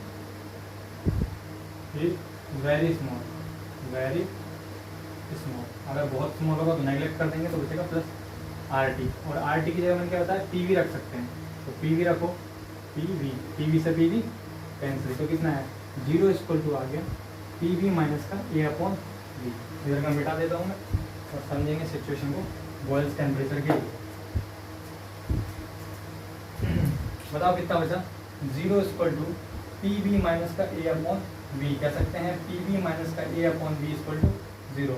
आइडियल गैस इक्वेशन कहती है PV = होता है RT, कितना होता है RT, हमें लिखना है 1/V की वैल्यू, तो इसको उसके नीचे लाएंगे E/RT = 1/V। 1/v। तो इस 1/v की वैल्यू यहाँ रखेंगे, कितना आएगा PV माइनस का A into 1/v equal to 0। साफ दिख रहा है, यही चीज लिखी है मैंने। PV इक्वल टू माइनस का A इंटू 1/v की वैल्यू P/RT है, कितना है P/1/v की वैल्यू P/RT है, P/RT इक्वल टू 0। कॉमन लेंगे P तो कितना आएगा, B minus A/RT equal to 0। Implies represent कर रहे हैं P माइनस A/RT की वैल्यू 0 है। तो आगे सॉल्व करेंगे, देखते हैं ये टेम्परेचर कितना आता है। ये टेम्परेचर कितना आता है, यह आता आपका implies B minus A/RT equal to 0 आ गया। तो यहाँ से इस चीज़ को इसके इक्वल ले सकते हैं। तो B इक्वल टू आएगा A/RT, T को बदलाओ, B को बदलाओ, T इक्वल टू कितना आ गया A/RB। हियर T को कह सकते हैं TB या कह सकते हैं A/RB। This temperature is known as Boyle temperature. This temperature is known as Boyle's temperature. इस टेम्परेचर को बॉयल टेम्परेचर कहते हैं, क्योंकि इस टेम्परेचर पाने के बाद जो है रियल गैस जो है वो आइडियल गैस की तरह बिहेव करने लगती है। ठीक, कैसे पता चला, क्योंकि हमने आइडियल गैस कंडीशन यूज कर दी है, और आइडियल गैस कंडीशन यूज करी है मतलब उससे जो स्थिति प्राप्त हुई है, इस स्थिति में अभी कैसे पता चला रियल गैस आएगा इस पर, क्योंकि A और B कॉन्स्टेंट जो है रियल गैस के लिए होते हैं, ना कि आइडियल गैस के लिए होते हैं। ठीक, तो इसे मैं मिटा देता हूँ और हम बात करते हैं क्रिटिकल कॉन्स्टेंट और क्रिटिकल पैरामीटर्स की। क्रिटिकल पैरामीटर्स क्या होते हैं, तो मेरे भाई सबसे पहले क्रिटिकल पैरामीटर को समझते हैं। ठीक, तो पहले अच्छे से बोर्ड क्लीन, फिर हैशटैग क्रिटिकल पैरामीटर्स,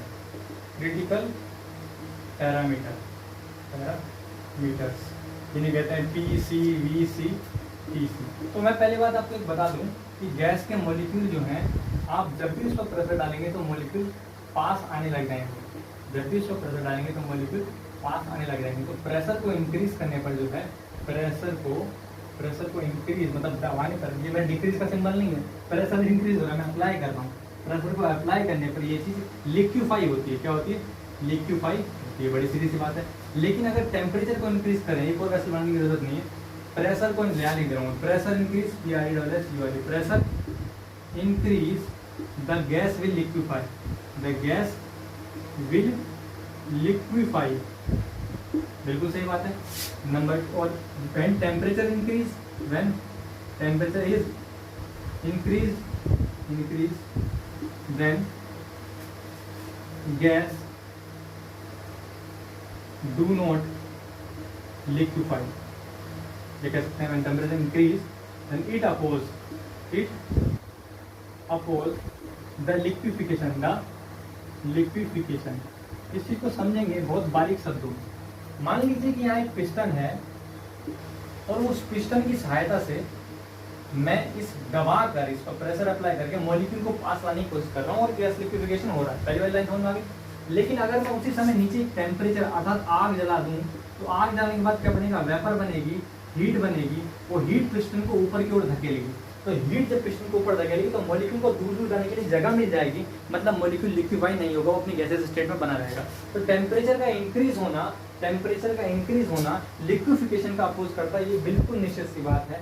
तो बात आ रही है, एक ऐसा टेम्परेचर भी होता है जिस टेम्परेचर पर कितना भी दबाव डाल दो ऊपर से, वो गैस कभी भी लिक्विफाई नहीं हो सकती। तो क्या कहते हैं, critical temperature. Number 1 critical temperature किसे कहते हैं, at which temperature you apply, उस ताप पर, at which temperature no any amount of pressure can liquefy the gas, at which pressure no any amount of, at which temperature no any amount of pressure can liquefy the gas.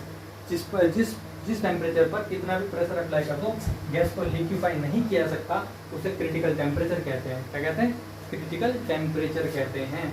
तो critical temperature हम आ गया, at which temperature. Number 1 heading डालते हैं critical temperature, critical temperature,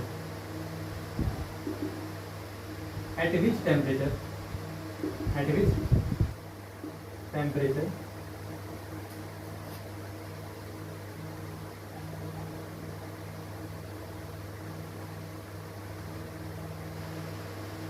no amount, critical, actually reason ये critical temperature से ज्यादा पर, मैं आपको थियोरेटिकली बता रहा हूँ, इसकी इंग्लिश तो बहुत ही ज्यादा कॉम्प्लेक्स हो जाएगी और सेंसलेस निकलेगी, उससे कोई फायदा नहीं। चीज़ों को समझो, चीज़ों को आप बेसिकली समझ जाओगे, थ्योरी की जरूरत नहीं पड़ेगी। क्रिटिकल टेम्परेचर कैसे कहते हैं? जिस टेम्परेचर से अगर थोड़ा भी, जिस टेम्परेचर पर अगर प्रेशर की मात्रा कितनी भी बढ़ा दो उसको लिक्विफाई नहीं किया सकता, उसे क्रिटिकल टेम्परेचर TC कहेंगे। और क्रिटिकल टेम्परेचर को अगर लिक्विफाई करना चाहते हो आप तो उसे कहेंगे क्रिटिकल टेम्परेचर थोड़ा नीचे आना पड़ेगा, उसे कहेंगे क्रिटिकल प्रेशर। क्या कहेंगे? Critical pressure, critical pressure TC। और जितनी मात्रा को लिक्विफाई करते हैं उसे कहते हैं critical volume, critical volume VC। पहली बात, मैं पहले एक बात और बता दूँ आपको, इसका जो है थ्योरेटिकल जो वे है उसकी यहाँ पे ज़रूरत नहीं है, ज़रूरत है क्रिटिकल जो पैरामीटर है इन सब की वैल्यूज़ हमें पता होनी चाहिए। तो हम बेसिकली आपको यही बताना चाह रहा था कि टेम्परेचर लिक्विफिकेशन को रोकता है, प्रेशर लिक्विफिकेशन को बढ़ाता है। और अगर बात करें क्रिटिकल टेम्परेचर वो टेम्परेचर है जिस पर कितना भी प्रेशर अप्लाई कर दिया जाए गैस कभी भी वो लिक्विफाई नहीं किया सकता। और क्रिटिकल टेम्परेचर से थोड़े नीचे टेम्परेचर पर अगर गैस को लिक्विफाई करना है तो जो प्रेशर अप्लाई करना पड़ता है उसे क्रिटिकल प्रेशर कहते हैं। क्रिटिकल टेम्परेचर और क्रिटिकल प्रेशर की कंडीशन में गैस को लिक्विफाई करने के लिए जितने वॉल्यूम की लिक्विफाई किया सकता है उस वॉल्यूम को हम क्रिटिकल वॉल्यूम कहते हैं। दिक्कत यही है कि इस चीज़ को हम अगर इंग्लिश में ट्रांसलेट करने लगे तो समय की भी खपत होगी और साइंस लेंस चीज़ें निकलेंगी, इससे कोई फायदा नहीं है। भावनाओं को समझो कि मैं कहना चाहता हूँ, और कॉम्पिटिशन में मैथमेटिक्स की जरूरत पड़ती है, थ्योरी की नहीं। ठीक है। Critical parameter are related to the real gas equation. Critical parameter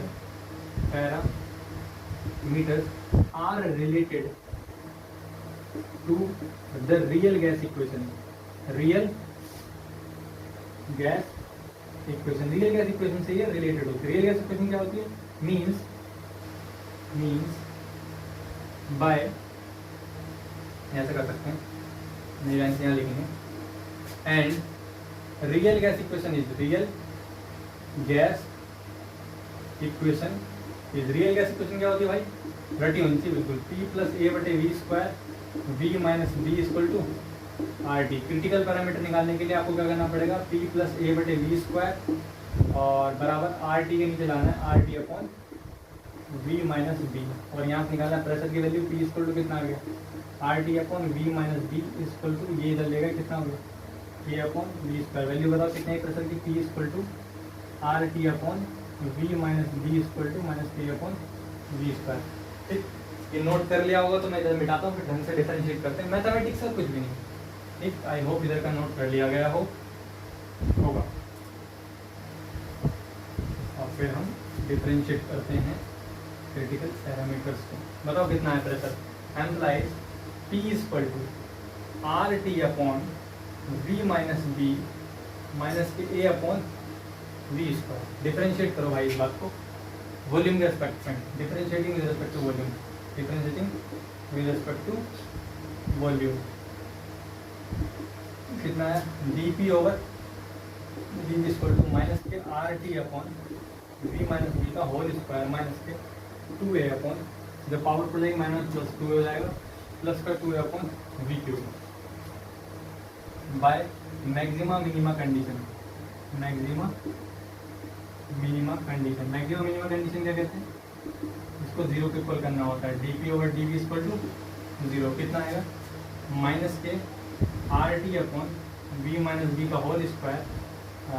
जब मैक्सिमम मिनिमम कंडीशन लग रहा है 0 को लगाएंगे तो पैरामीटर क्रिटिकल हो जाएंगे, TC हो जाएगा यहाँ पर, प्लस का 2A/VC³ = 0। तो इस चीज़ को उधर ले जाएंगे, कितना हो जाएगा? 2A/VC³ = RTC/VC - B का whole square. Equation first. Again differentiating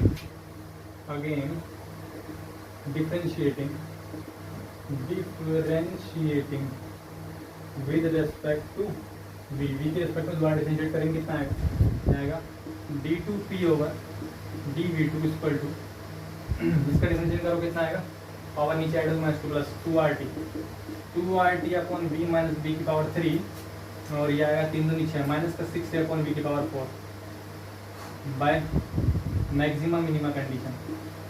maxima minima condition क्या कहते हैं भाई? 0 को इक्वल करना है तो D2P/dV2 = 0। ये लाइन गलत किसी तो मिटाओ, नई लाइन खींचो। अब बताओ कितना है वहाँ पर? 2RTC क्रिटिकल पैरामीटर हो गए VC - B का होल क्यूब माइनस का 6A/VC की पावर 4 = 0 D2। इस इक्वेशन का यूज़ करना है मुझे यहाँ पर, तो इसे मैं थोड़ा सा विच्छेदित कर लेता हूँ। 2RTC की जगह मैं लिख देता हूँ इसे। ध्यान से देखो, मुझे मान रखना है RTC upon VC minus B का होल स्क्वायर। इसे अलग कर लेते हैं, RTC upon VC minus B का होल स्क्वायर। बचेगा कितना? बचेगा 2 अपॉन नीचे बचेगा 1 VC माइनस बी। बिल्कुल सही बात। मजदा ब्रैकेट लगाओ, बड़ा ब्रैकेट मत लगाओ अभी यार, क्योंकि छोटे से पहले बाद में आता है मजदा। माइनस का 6 है अपॉन VC की पावर 4 इक्वल टू 0। इसकी वैल्यू कितनी है? इसकी वैल्यू 2 अपॉन VC क्यूब है। 2 upon VC cube into 2 upon VC minus B is equal to, इस चीज़ को उधर ले गए, हो गया 6 अपॉन VC की पावर 4। 3 पावर से 3 पावर कट गई और 2 3 6, 3 बार कट गया, ये से ही कट गया। ये आगे 2 upon VC minus B equal to 3 upon VC, क्योंकि 3 पावर घटी, एक पावर घटी। इसको थोड़ा और सोल्व करेंगे तो आएगा 2 upon VC minus B, 2 upon VC minus B equal to 3 upon VC। Multiply करेंगे इस केस में कितना आएगा? 2VC इक्वल टू, इस केस में करेंगे कितना आएगा? 3VC minus B. 2VC equal to multiply करो अंदर कितना है? 3VC माइनस के अंदर मल्टीप्लाई करेंगे कितना है? 3V। 3V को लाओ, 2VC को उधर पहुँचाओ। 3V को लाओ, हो गया 3V equal to 3VC। 2VC को लगेगा माइनस का 2VC, तो ये हो गया 3V इक्वल टू 3VC में 2VC का VC बचा, employees VC equal to 3V। इसे कहते हैं क्रिटिकल वॉल्यूम। तो क्रिटिकल वॉल्यूम पैरामीटर हमने निकाल लिया है, और हम क्रिटिकल वॉल्यूम की हेल्प से क्रिटिकल टेम्परेचर निकाल सकते हैं। We are putting this in question first. इसको क्वेश्चन फर्स्ट में पुट करने पर, क्रिटिकल वॉल्यूम की वैल्यू क्वेश्चन फर्स्ट में पुट करने पर, ठीक। Implies critical volume VC equal to 3V। Equation first कहाँ पर? ये देखो, इक्वेशन फर्स्ट हमारी ये है, यही है। अगर VC की वैल्यू 3V यहाँ मैं यहाँ रखूँगा और यहाँ रखूँगा तो TC मिल जाएगा, ठीक। पक्का? और कोई तो नहीं कैलकुलेशन? VC की एग्जैक्ट वैल्यू यही होती है, हमें बच गया VC equal to 3V। VC की वैल्यू मैं यहाँ रखूँगा और यहाँ रखूँगा तो TC मिल जाएगा, okay. Implies putting the value of VC, putting the value of VC in equation first, equation first में रखा हुआ है, कितना आएगा? 2A अपॉन VC की वैल्यू 3V है, तो 3V का whole cube equal to RTC upon VC की वैल्यू 3V माइनस B का होल स्क्वायर। इसे सॉल्व करना है बस। 2 अपॉन 3 दिन होते 27, B की पावर 3 इक्वल टू RTC। 3 में से 2B का बचा 2B का होल स्क्वायर, 3 में से 2 बचा। 2A अपॉन 27B cube equal to RTC upon 2 दूनी 4, 4B स्क्वायर। B स्क्वायर से B क्यूब कटा 4 और बचा 2A अपॉन 27, ये B स्क्वायर बचा इक्वल टू RTC अपॉन 4। 4 की मल्टीप्लिकेशन करके 4 दूनी 8A अपॉन 27, और भाई एक B स्क्वायर से B क्यूब कट, बहुत ध्यान से देखेंगे, B स्क्वायर से B क्यूब कट सिर्फ एक B बचेगा, और R चला गया नीचे, तो हो गया RB equal to TC। Implies TC equal to 8 upon 27 RB आ गया।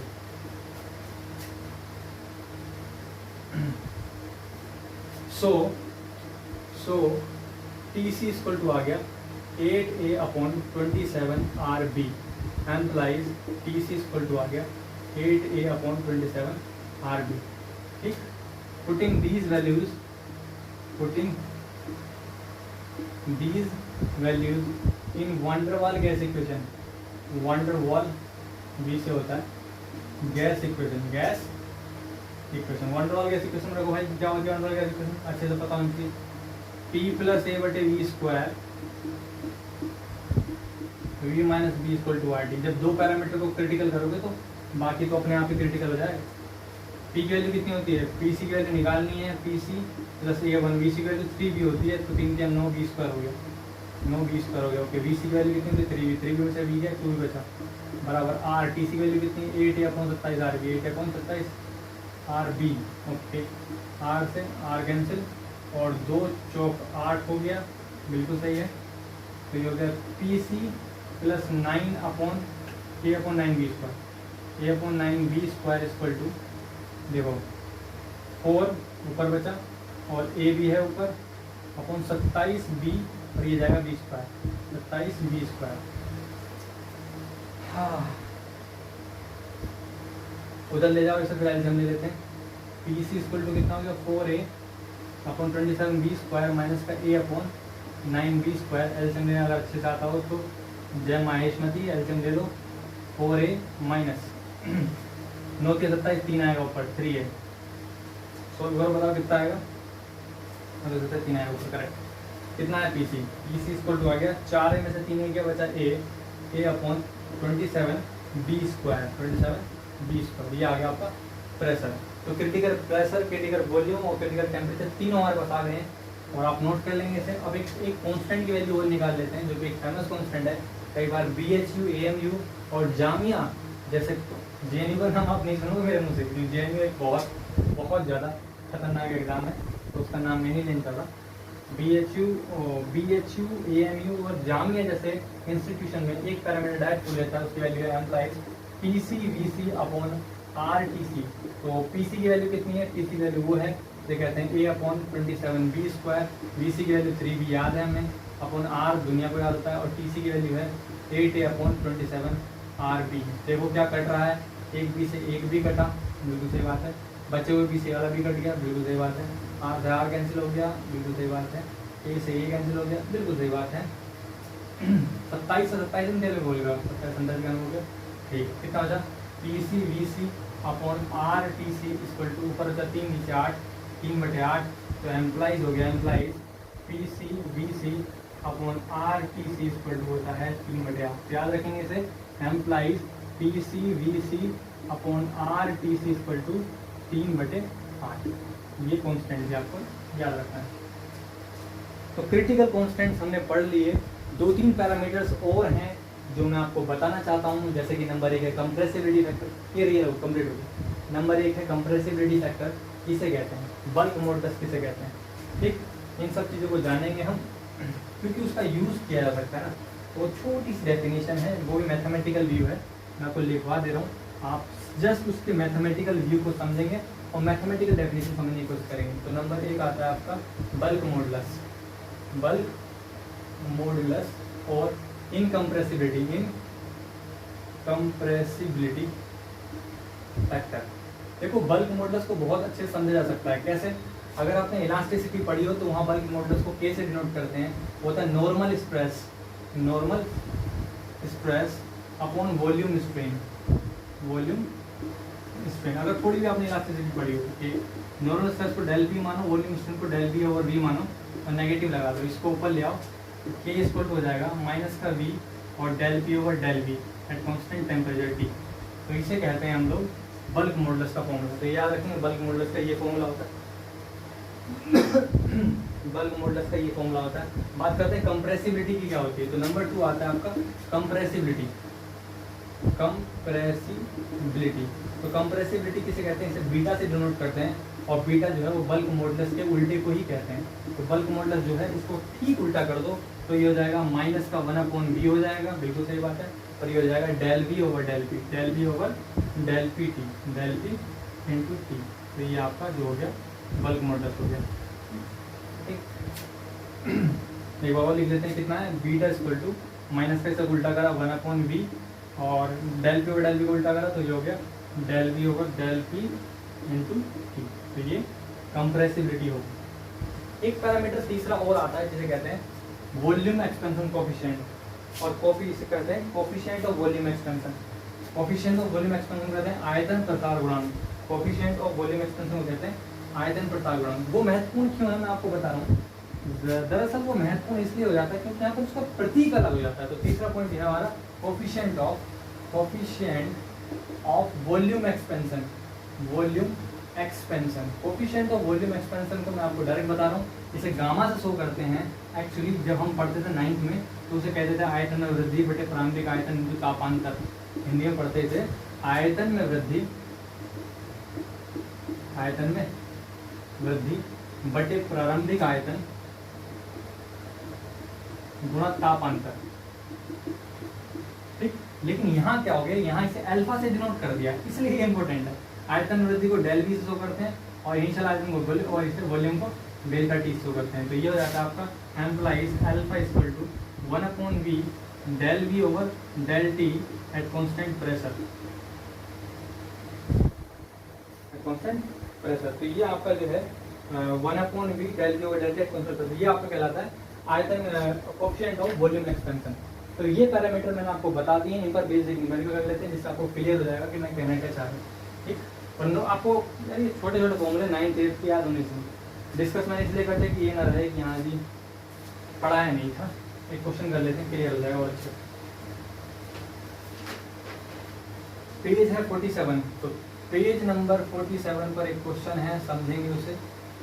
पेज नंबर 47 प्रॉब्लम है आपकी, तो यार इसका नाम भी लिख देते हैं, प्रॉब्लम है, क्वेश्चन का नंबर तो नहीं है।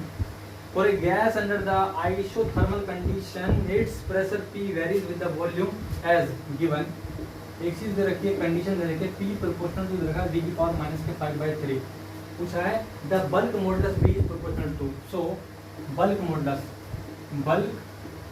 मॉड्यूलस B जो है वो प्रोपोर्शनल टू किसके है, ये पूछा गया। तो वी नो दैट हमें पता है बल्क मॉडुलस जिसे हमने B से डिनोट करा उसे हम K से भी डिनोट कर सकते हैं, और वो होता है अविलंब, मतलब अविलंब प्रतिबल बटे आयतन विकृति। आयतन विकृति क्या होता है? आयतन विकृति क्या होता है? आयतन वृद्धि बटे प्रारंभिक आयतन, नीचे आएगा तो ऊपर बन जाएगा डी। और इसको ऐसे भी लिख सकते हैं, ऐसे लिख सकते हैं, implies B equal to K equal to minus का V into del P over del V at constant temperature. Value रखेंगे इसकी, B equal to K equal to minus के V into del P over del V into pressure की value कितनी है? Pressure है proportional to K लिख दो, K into V की पावर माइनस के 5/3। K से डिनोट करो तो यहाँ पे कॉन्स्टेंट कुछ भी लिख दो, JP कुछ भी लिख दो यार, प्रोपोर्शनलिटी निकालनी है ना। तो क्या लिखना चाहोगे अपने हिसाब से कॉन्स्टेंट? मैं लिख दे रहा हूँ, चलो A लिख दे रहा हूँ, A इंटू V की पावर माइनस के 5/3, A लिख दो।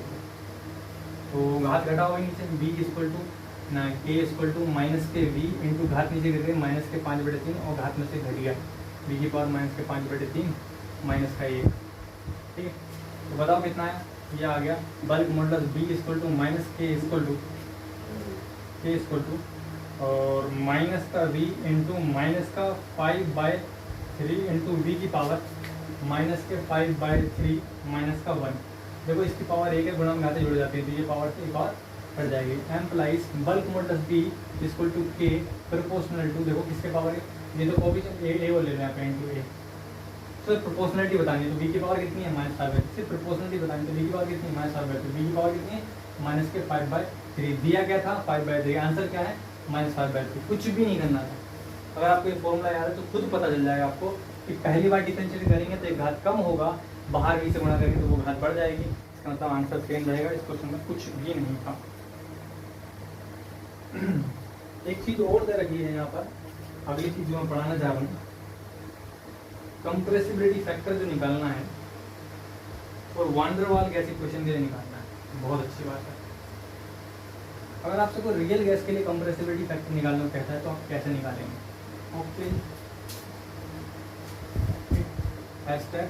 Compressibility factor for real gas, तो रियल गैस के लिए कंप्रेसिबिलिटी फैक्टर पहले बताओ होता क्या? बीटा से डिनोट करते हैं, होता क्या? उसका उल्टा होता है del P over del V और माइनस का 1/V इंटू कंप्रेसिबिलिटी में P constant, T constant, T constant. ये पूछ रहा है एक question. First we know that real gas equation is real gas equation कितनी होती है? P plus A/V square V minus V equal to RT। तो del V over del P निकालना है। Del V over del P निकालने के लिए पहले प्रेशर की वैल्यू निकाल लीजिए, इसको उसके नीचे लाओ। P plus A/V square equal to RT upon V minus B। तो P इक्वल टू कितना होगा? RT upon V minus B और माइनस के इसे उधर ले गए कितना होगा? A upon V square. Del P over del V निकालो भाई, कितना आएगा एट कॉन्स्टेंट टेम्परेचर पर?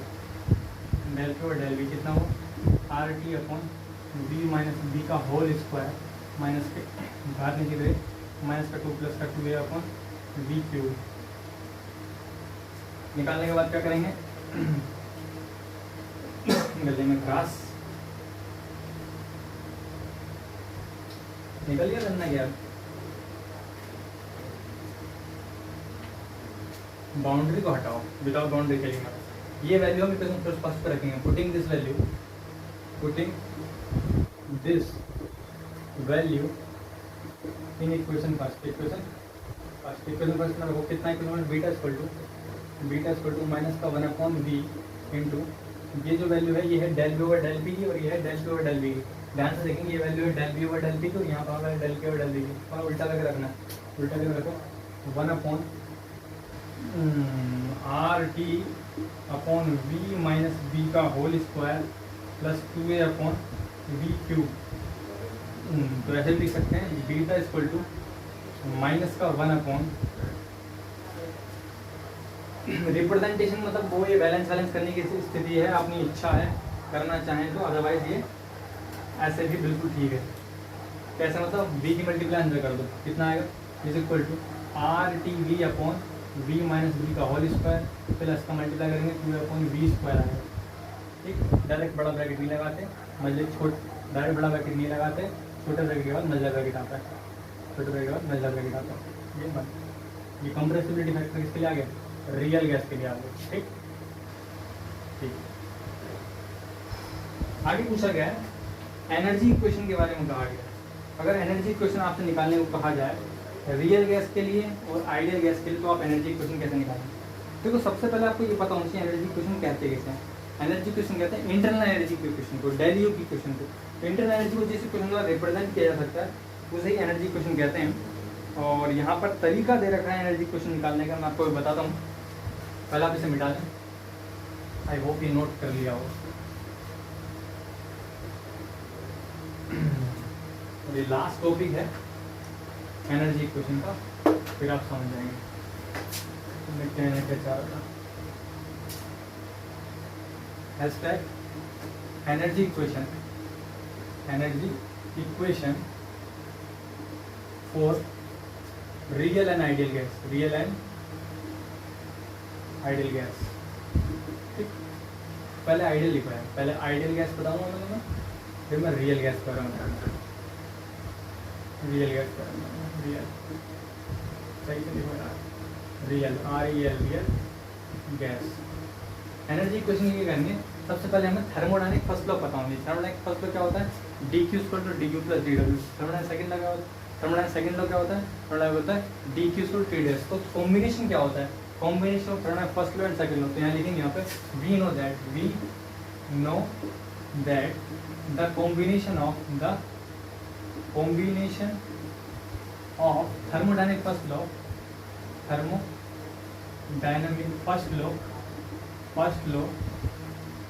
and second law ये बहुत अच्छी तरीके से रटा हुआ है। क्या होता है, du = TdS - PdV, TdS - के PdV, बिल्कुल सही बात है। du = TdS - PdV। अगर हम इसे ds की रेस्पेक्ट में डिफरेंशिएट करें तो कितना है, जैसे कि अगर हम इसे ds की वैल्यू निकाल रहे हैं, यहाँ पे कैसे निकलेगी, इसको बदलाओ du + PdV = TdS बचा। ds की वैल्यू निकालें, उसको नीचे लाओ, कितना होगा du/t = प्लस का dV/t = ds। t की रेस्पेक्ट में, हमें v की रेस्पेक्ट में डिफरेंशिएट करना है, differentiating with respect to v, taking t as constant, constant मतलब पार्ट से डिफरेंशिएट करना है और कुछ नहीं। कितना हो जाएगा 1/t del u/del v plus p/t बराबर del s/del v। बिल्कुल सही है। तो टी कांस्टेंट और टेम्परेचर कांस्टेंट मेंशन कर देंगे, टेम्परेचर कांस्टेंट मेंशन कर देंगे, टेम्परेचर कांस्टेंट मेंशन कर देंगे। ओके, सही करके लिख देता हूँ। ये वाला फीचर बताइए क्या बचा, ये बचा del s/del v, del s/del v और कांस्टेंट टी। ठीक, निकालना क्या है हमें यही इक्वेशन रिप्रेजेंट करनी है। del u/del t, del v जो t है इसे ही कहते हैं, इस पॉइंट को कहते हैं एनर्जी इक्वेशन। तो एनर्जी इक्वेशन बेसिकली क्या है, इसकी वैल्यू निकालनी। पहले पूरा लिखो, कितना बचा 1/t del u/del v into t plus के p/t = del s/del v into t। इसकी वैल्यू निकालने के लिए इसको बदल ले जाओ, कितना हो गया 1/t del u/del v into t = del s/del v into t minus के p/t। t की मल्टीप्लाई करेंगे implies del u/del v t = t की मल्टीप्लाई करेंगे t del S over del V into T minus T का into cut जाएगा P.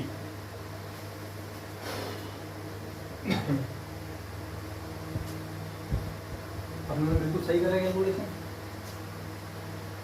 TDS minus PD exact del S over del V. Entropy जो है basically आपको जो दिया जाएगा, जरूरी नहीं किसी केमिकल स्टेट इक्वेशन में दे रखे हो नॉर्मली एंट्रोपी, यहाँ पर मैक्सवेल इक्वेशन यूज करेंगे। मैक्सवेल इक्वेशन मैंने आपको बता रखी है, थोड़ा मिटा के साफ करके इधर मैक्सवेल इक्वेशन आपको बताता हूँ क्या क्या हो सकती है।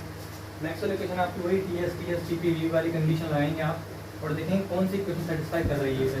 मैक्सवेल इक्वेशन होती है आपकी T S P P V V, आपको लगाना है एस अपॉन वी, तो यहाँ S upon V P V equal to S T, second equation use करनी है हमें। तो मैक्सवेल सेकेंड इक्वेशन क्या है, यही है Maxwell second equation, del S del S del S del S, ठीक, by from Maxwell second equation, from Maxwell second equation. Maxwell second equation क्या है, मैक्सवेल सेकेंड इक्वेशन ये आप देख सकते हैं साफ, एस अपॉन वी को पी अपॉन टी लिख सकते हैं, implies del U over del V T equal to T S upon V को पी अपॉन टी लिख सकते हैं, del P upon del T लिख सकते हैं, कांस्टेंट वी रहेगा माइनस पी, बिल्कुल सही। तो यही चीज़ आपकी एनर्जी इक्वेशन कहलाती है। लेकिन यहाँ पे सो बताइए कितना है, implies del U over del V into T equal to T del P over del T into V minus P. इस इक्वेशन को कहते हैं एनर्जी इक्वेशन। क्या कहते हैं, energy equation. This is called the standard form of energy equation. ये energy equation की standard form कहलाती है। नंबर 1 कंडीशन आती है फॉर रियल गैस या for ideal gas. Ideal gas किसे कहते हैं, जहाँ पी वी इक्वल टू रहता है आर टी के ऊपर, जहाँ पी वी जो है वो आर टी के इक्वल होता है। अगर पी वी आर टी के ऊपर डिफरेंशियल निकालेंगे, del P over del V निकालेंगे, तो ये तो del P over del T निकालेंगे, टी चाहिए ना, कॉन्स्टेंट वी तो बाहर है, यहाँ बचेगा आर, तो ये एम्प्लाइज कर देगा कि del P over del T जो है वो है आपका आर अपॉन वी है, ये इक्वेशन यहाँ फिट करेंगे तो स्टैंडर्ड से जो वैल्यू आएगी वही आपको रियल गैस इक्वेशन के लिए एनर्जी कहलाएगी। अभी आपको बताते हैं क्या मान आएगा, देखिए। तो ये बताओ कितना, इसका मान यहाँ रखेंगे, putting this value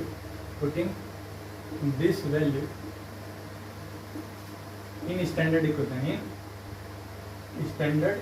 standard equation में रखो क्या मान आएगा, ये आ जाएगा आपका implies del U over del T equal to T into इसकी value del P over del T, V की value del P over del T, V तो कांस्टेंट है ही।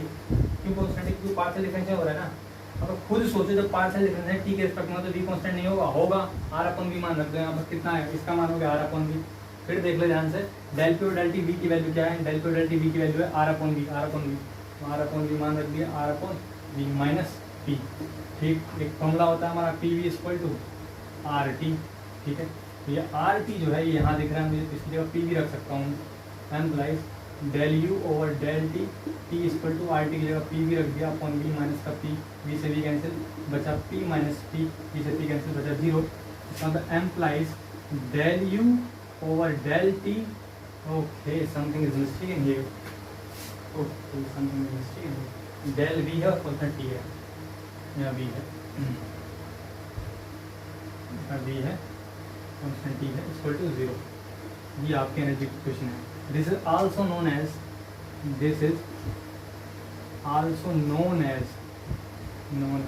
Joules law.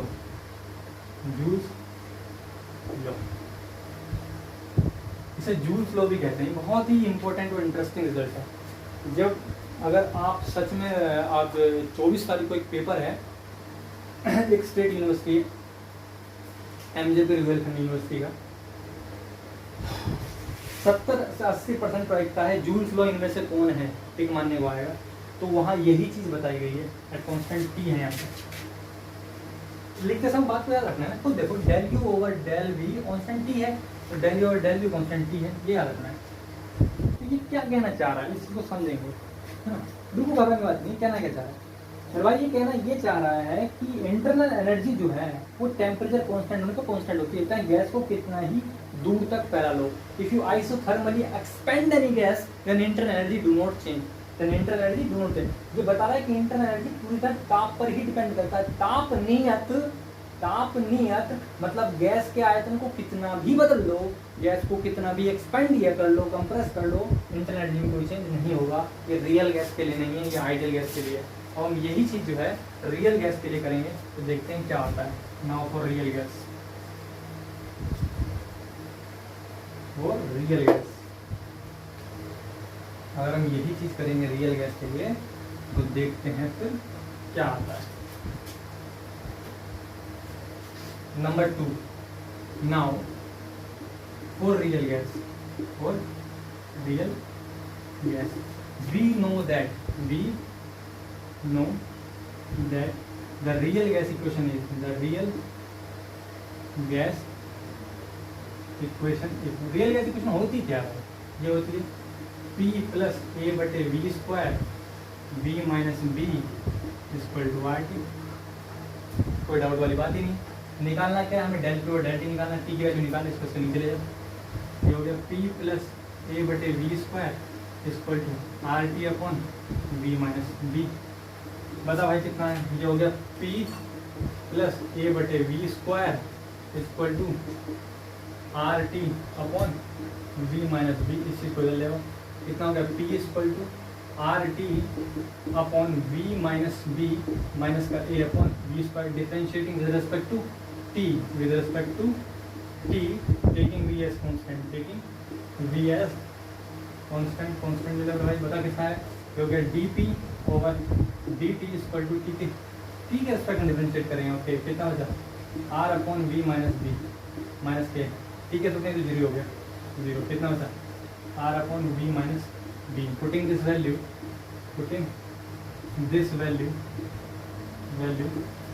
इन स्टैंडर्ड इक्वेशन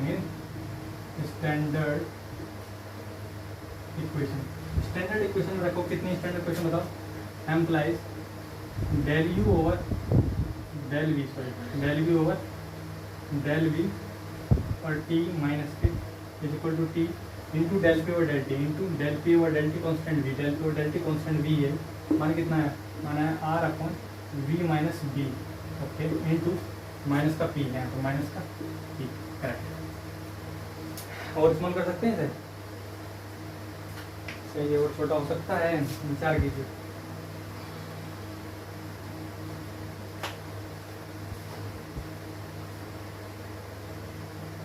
हो सकता है। अगर आप RT upon V minus B की बात देखें, वो भी रियल गैस के लिए, तो ये साफ साफ दिख रहा है RT upon V minus B किसके इक्वल है, P प्लस A बटे V स्क्वायर के। Implies del U over del V T equal to P plus A बटे V स्क्वायर माइनस का P, इससे कैंसिल हो गया। इसका मतलब आया implies del U upon del V into T equal to A upon V square. हाँ, ये बहुत इंटरेस्टिंग रिजल्ट है भाई, समझने की कोशिश करेंगे कैसे इंटरेस्टिंग रिजल्ट है। ये क्वेश्चन चीख कर ये कह रही है कि इंटरनल एनर्जी डिपेंड करती है भाई, इंटरनल एनर्जी डिपेंड करती है वॉल्यूम पर, भले से टेम्परेचर कांस्टेंट हो। अगर आप इस विन्यास में खोए हुए हैं, अगर आप इस धोखे में खोए हुए हैं कि इंटरनल एनर्जी पूरी तरह ताप का फलन है, तो आपके दिमाग में कहीं ना कहीं आइडियोलॉजी है, आपके दिमाग में कहीं ना कहीं कोई जो गैस बन रही है वो आइडियल गैस बन रही है। रियल गैस में टेम्परेचर कांस्टेंट होने के बावजूद भी इंटरनल एनर्जी डिपेंड करती है वॉल्यूम पर। ये बता रहा है कि वॉल्यूम एक्सपेंड करने पर, वॉल्यूम बढ़ाने पर इंटरनल एनर्जी कम होती है। यही कारण है कि पोरस प्लस एक्सपेरिमेंट में जो ड्यूल थॉम्सन इफेक्ट में कराया गया था, जब रियल गैस को पास कराया जाता है तो रियल गैस के पास कराने पर उसके इंटरनल एनर्जी में कमी होती है, जबकि आइडियल गैस में नो चेंज होता है। इसलिए आइडियल गैस का ड्यूल थॉम्सन कोएफिशिएंट 0 आता है, जबकि इसका ड्यूल थॉम्सन कोएफिशिएंट नेगेटिव या पॉजिटिव हो सकता है। बाहर टेम्परेचर नॉर्मली घटता ही है, क्योंकि इंटरनल एनर्जी जो है इफेक्ट पड़ रहा है इंटरनल एनर्जी में। वॉल्यूम बढ़ाने पर इंटरनल एनर्जी घट रही है, इंटरनल एनर्जी से हम इससे ताप से इंटरनल एनर्जी घटेगी, मतलब ताप घटेगा। फिर समझने के बाद वॉल्यूम बढ़ाने पर इंटरनल एनर्जी घटेगी, क्योंकि वो इन्वर्सली प्रोपोर्शनल है, तो इंटरनल एनर्जी घटेगी तो ताप घटेगा।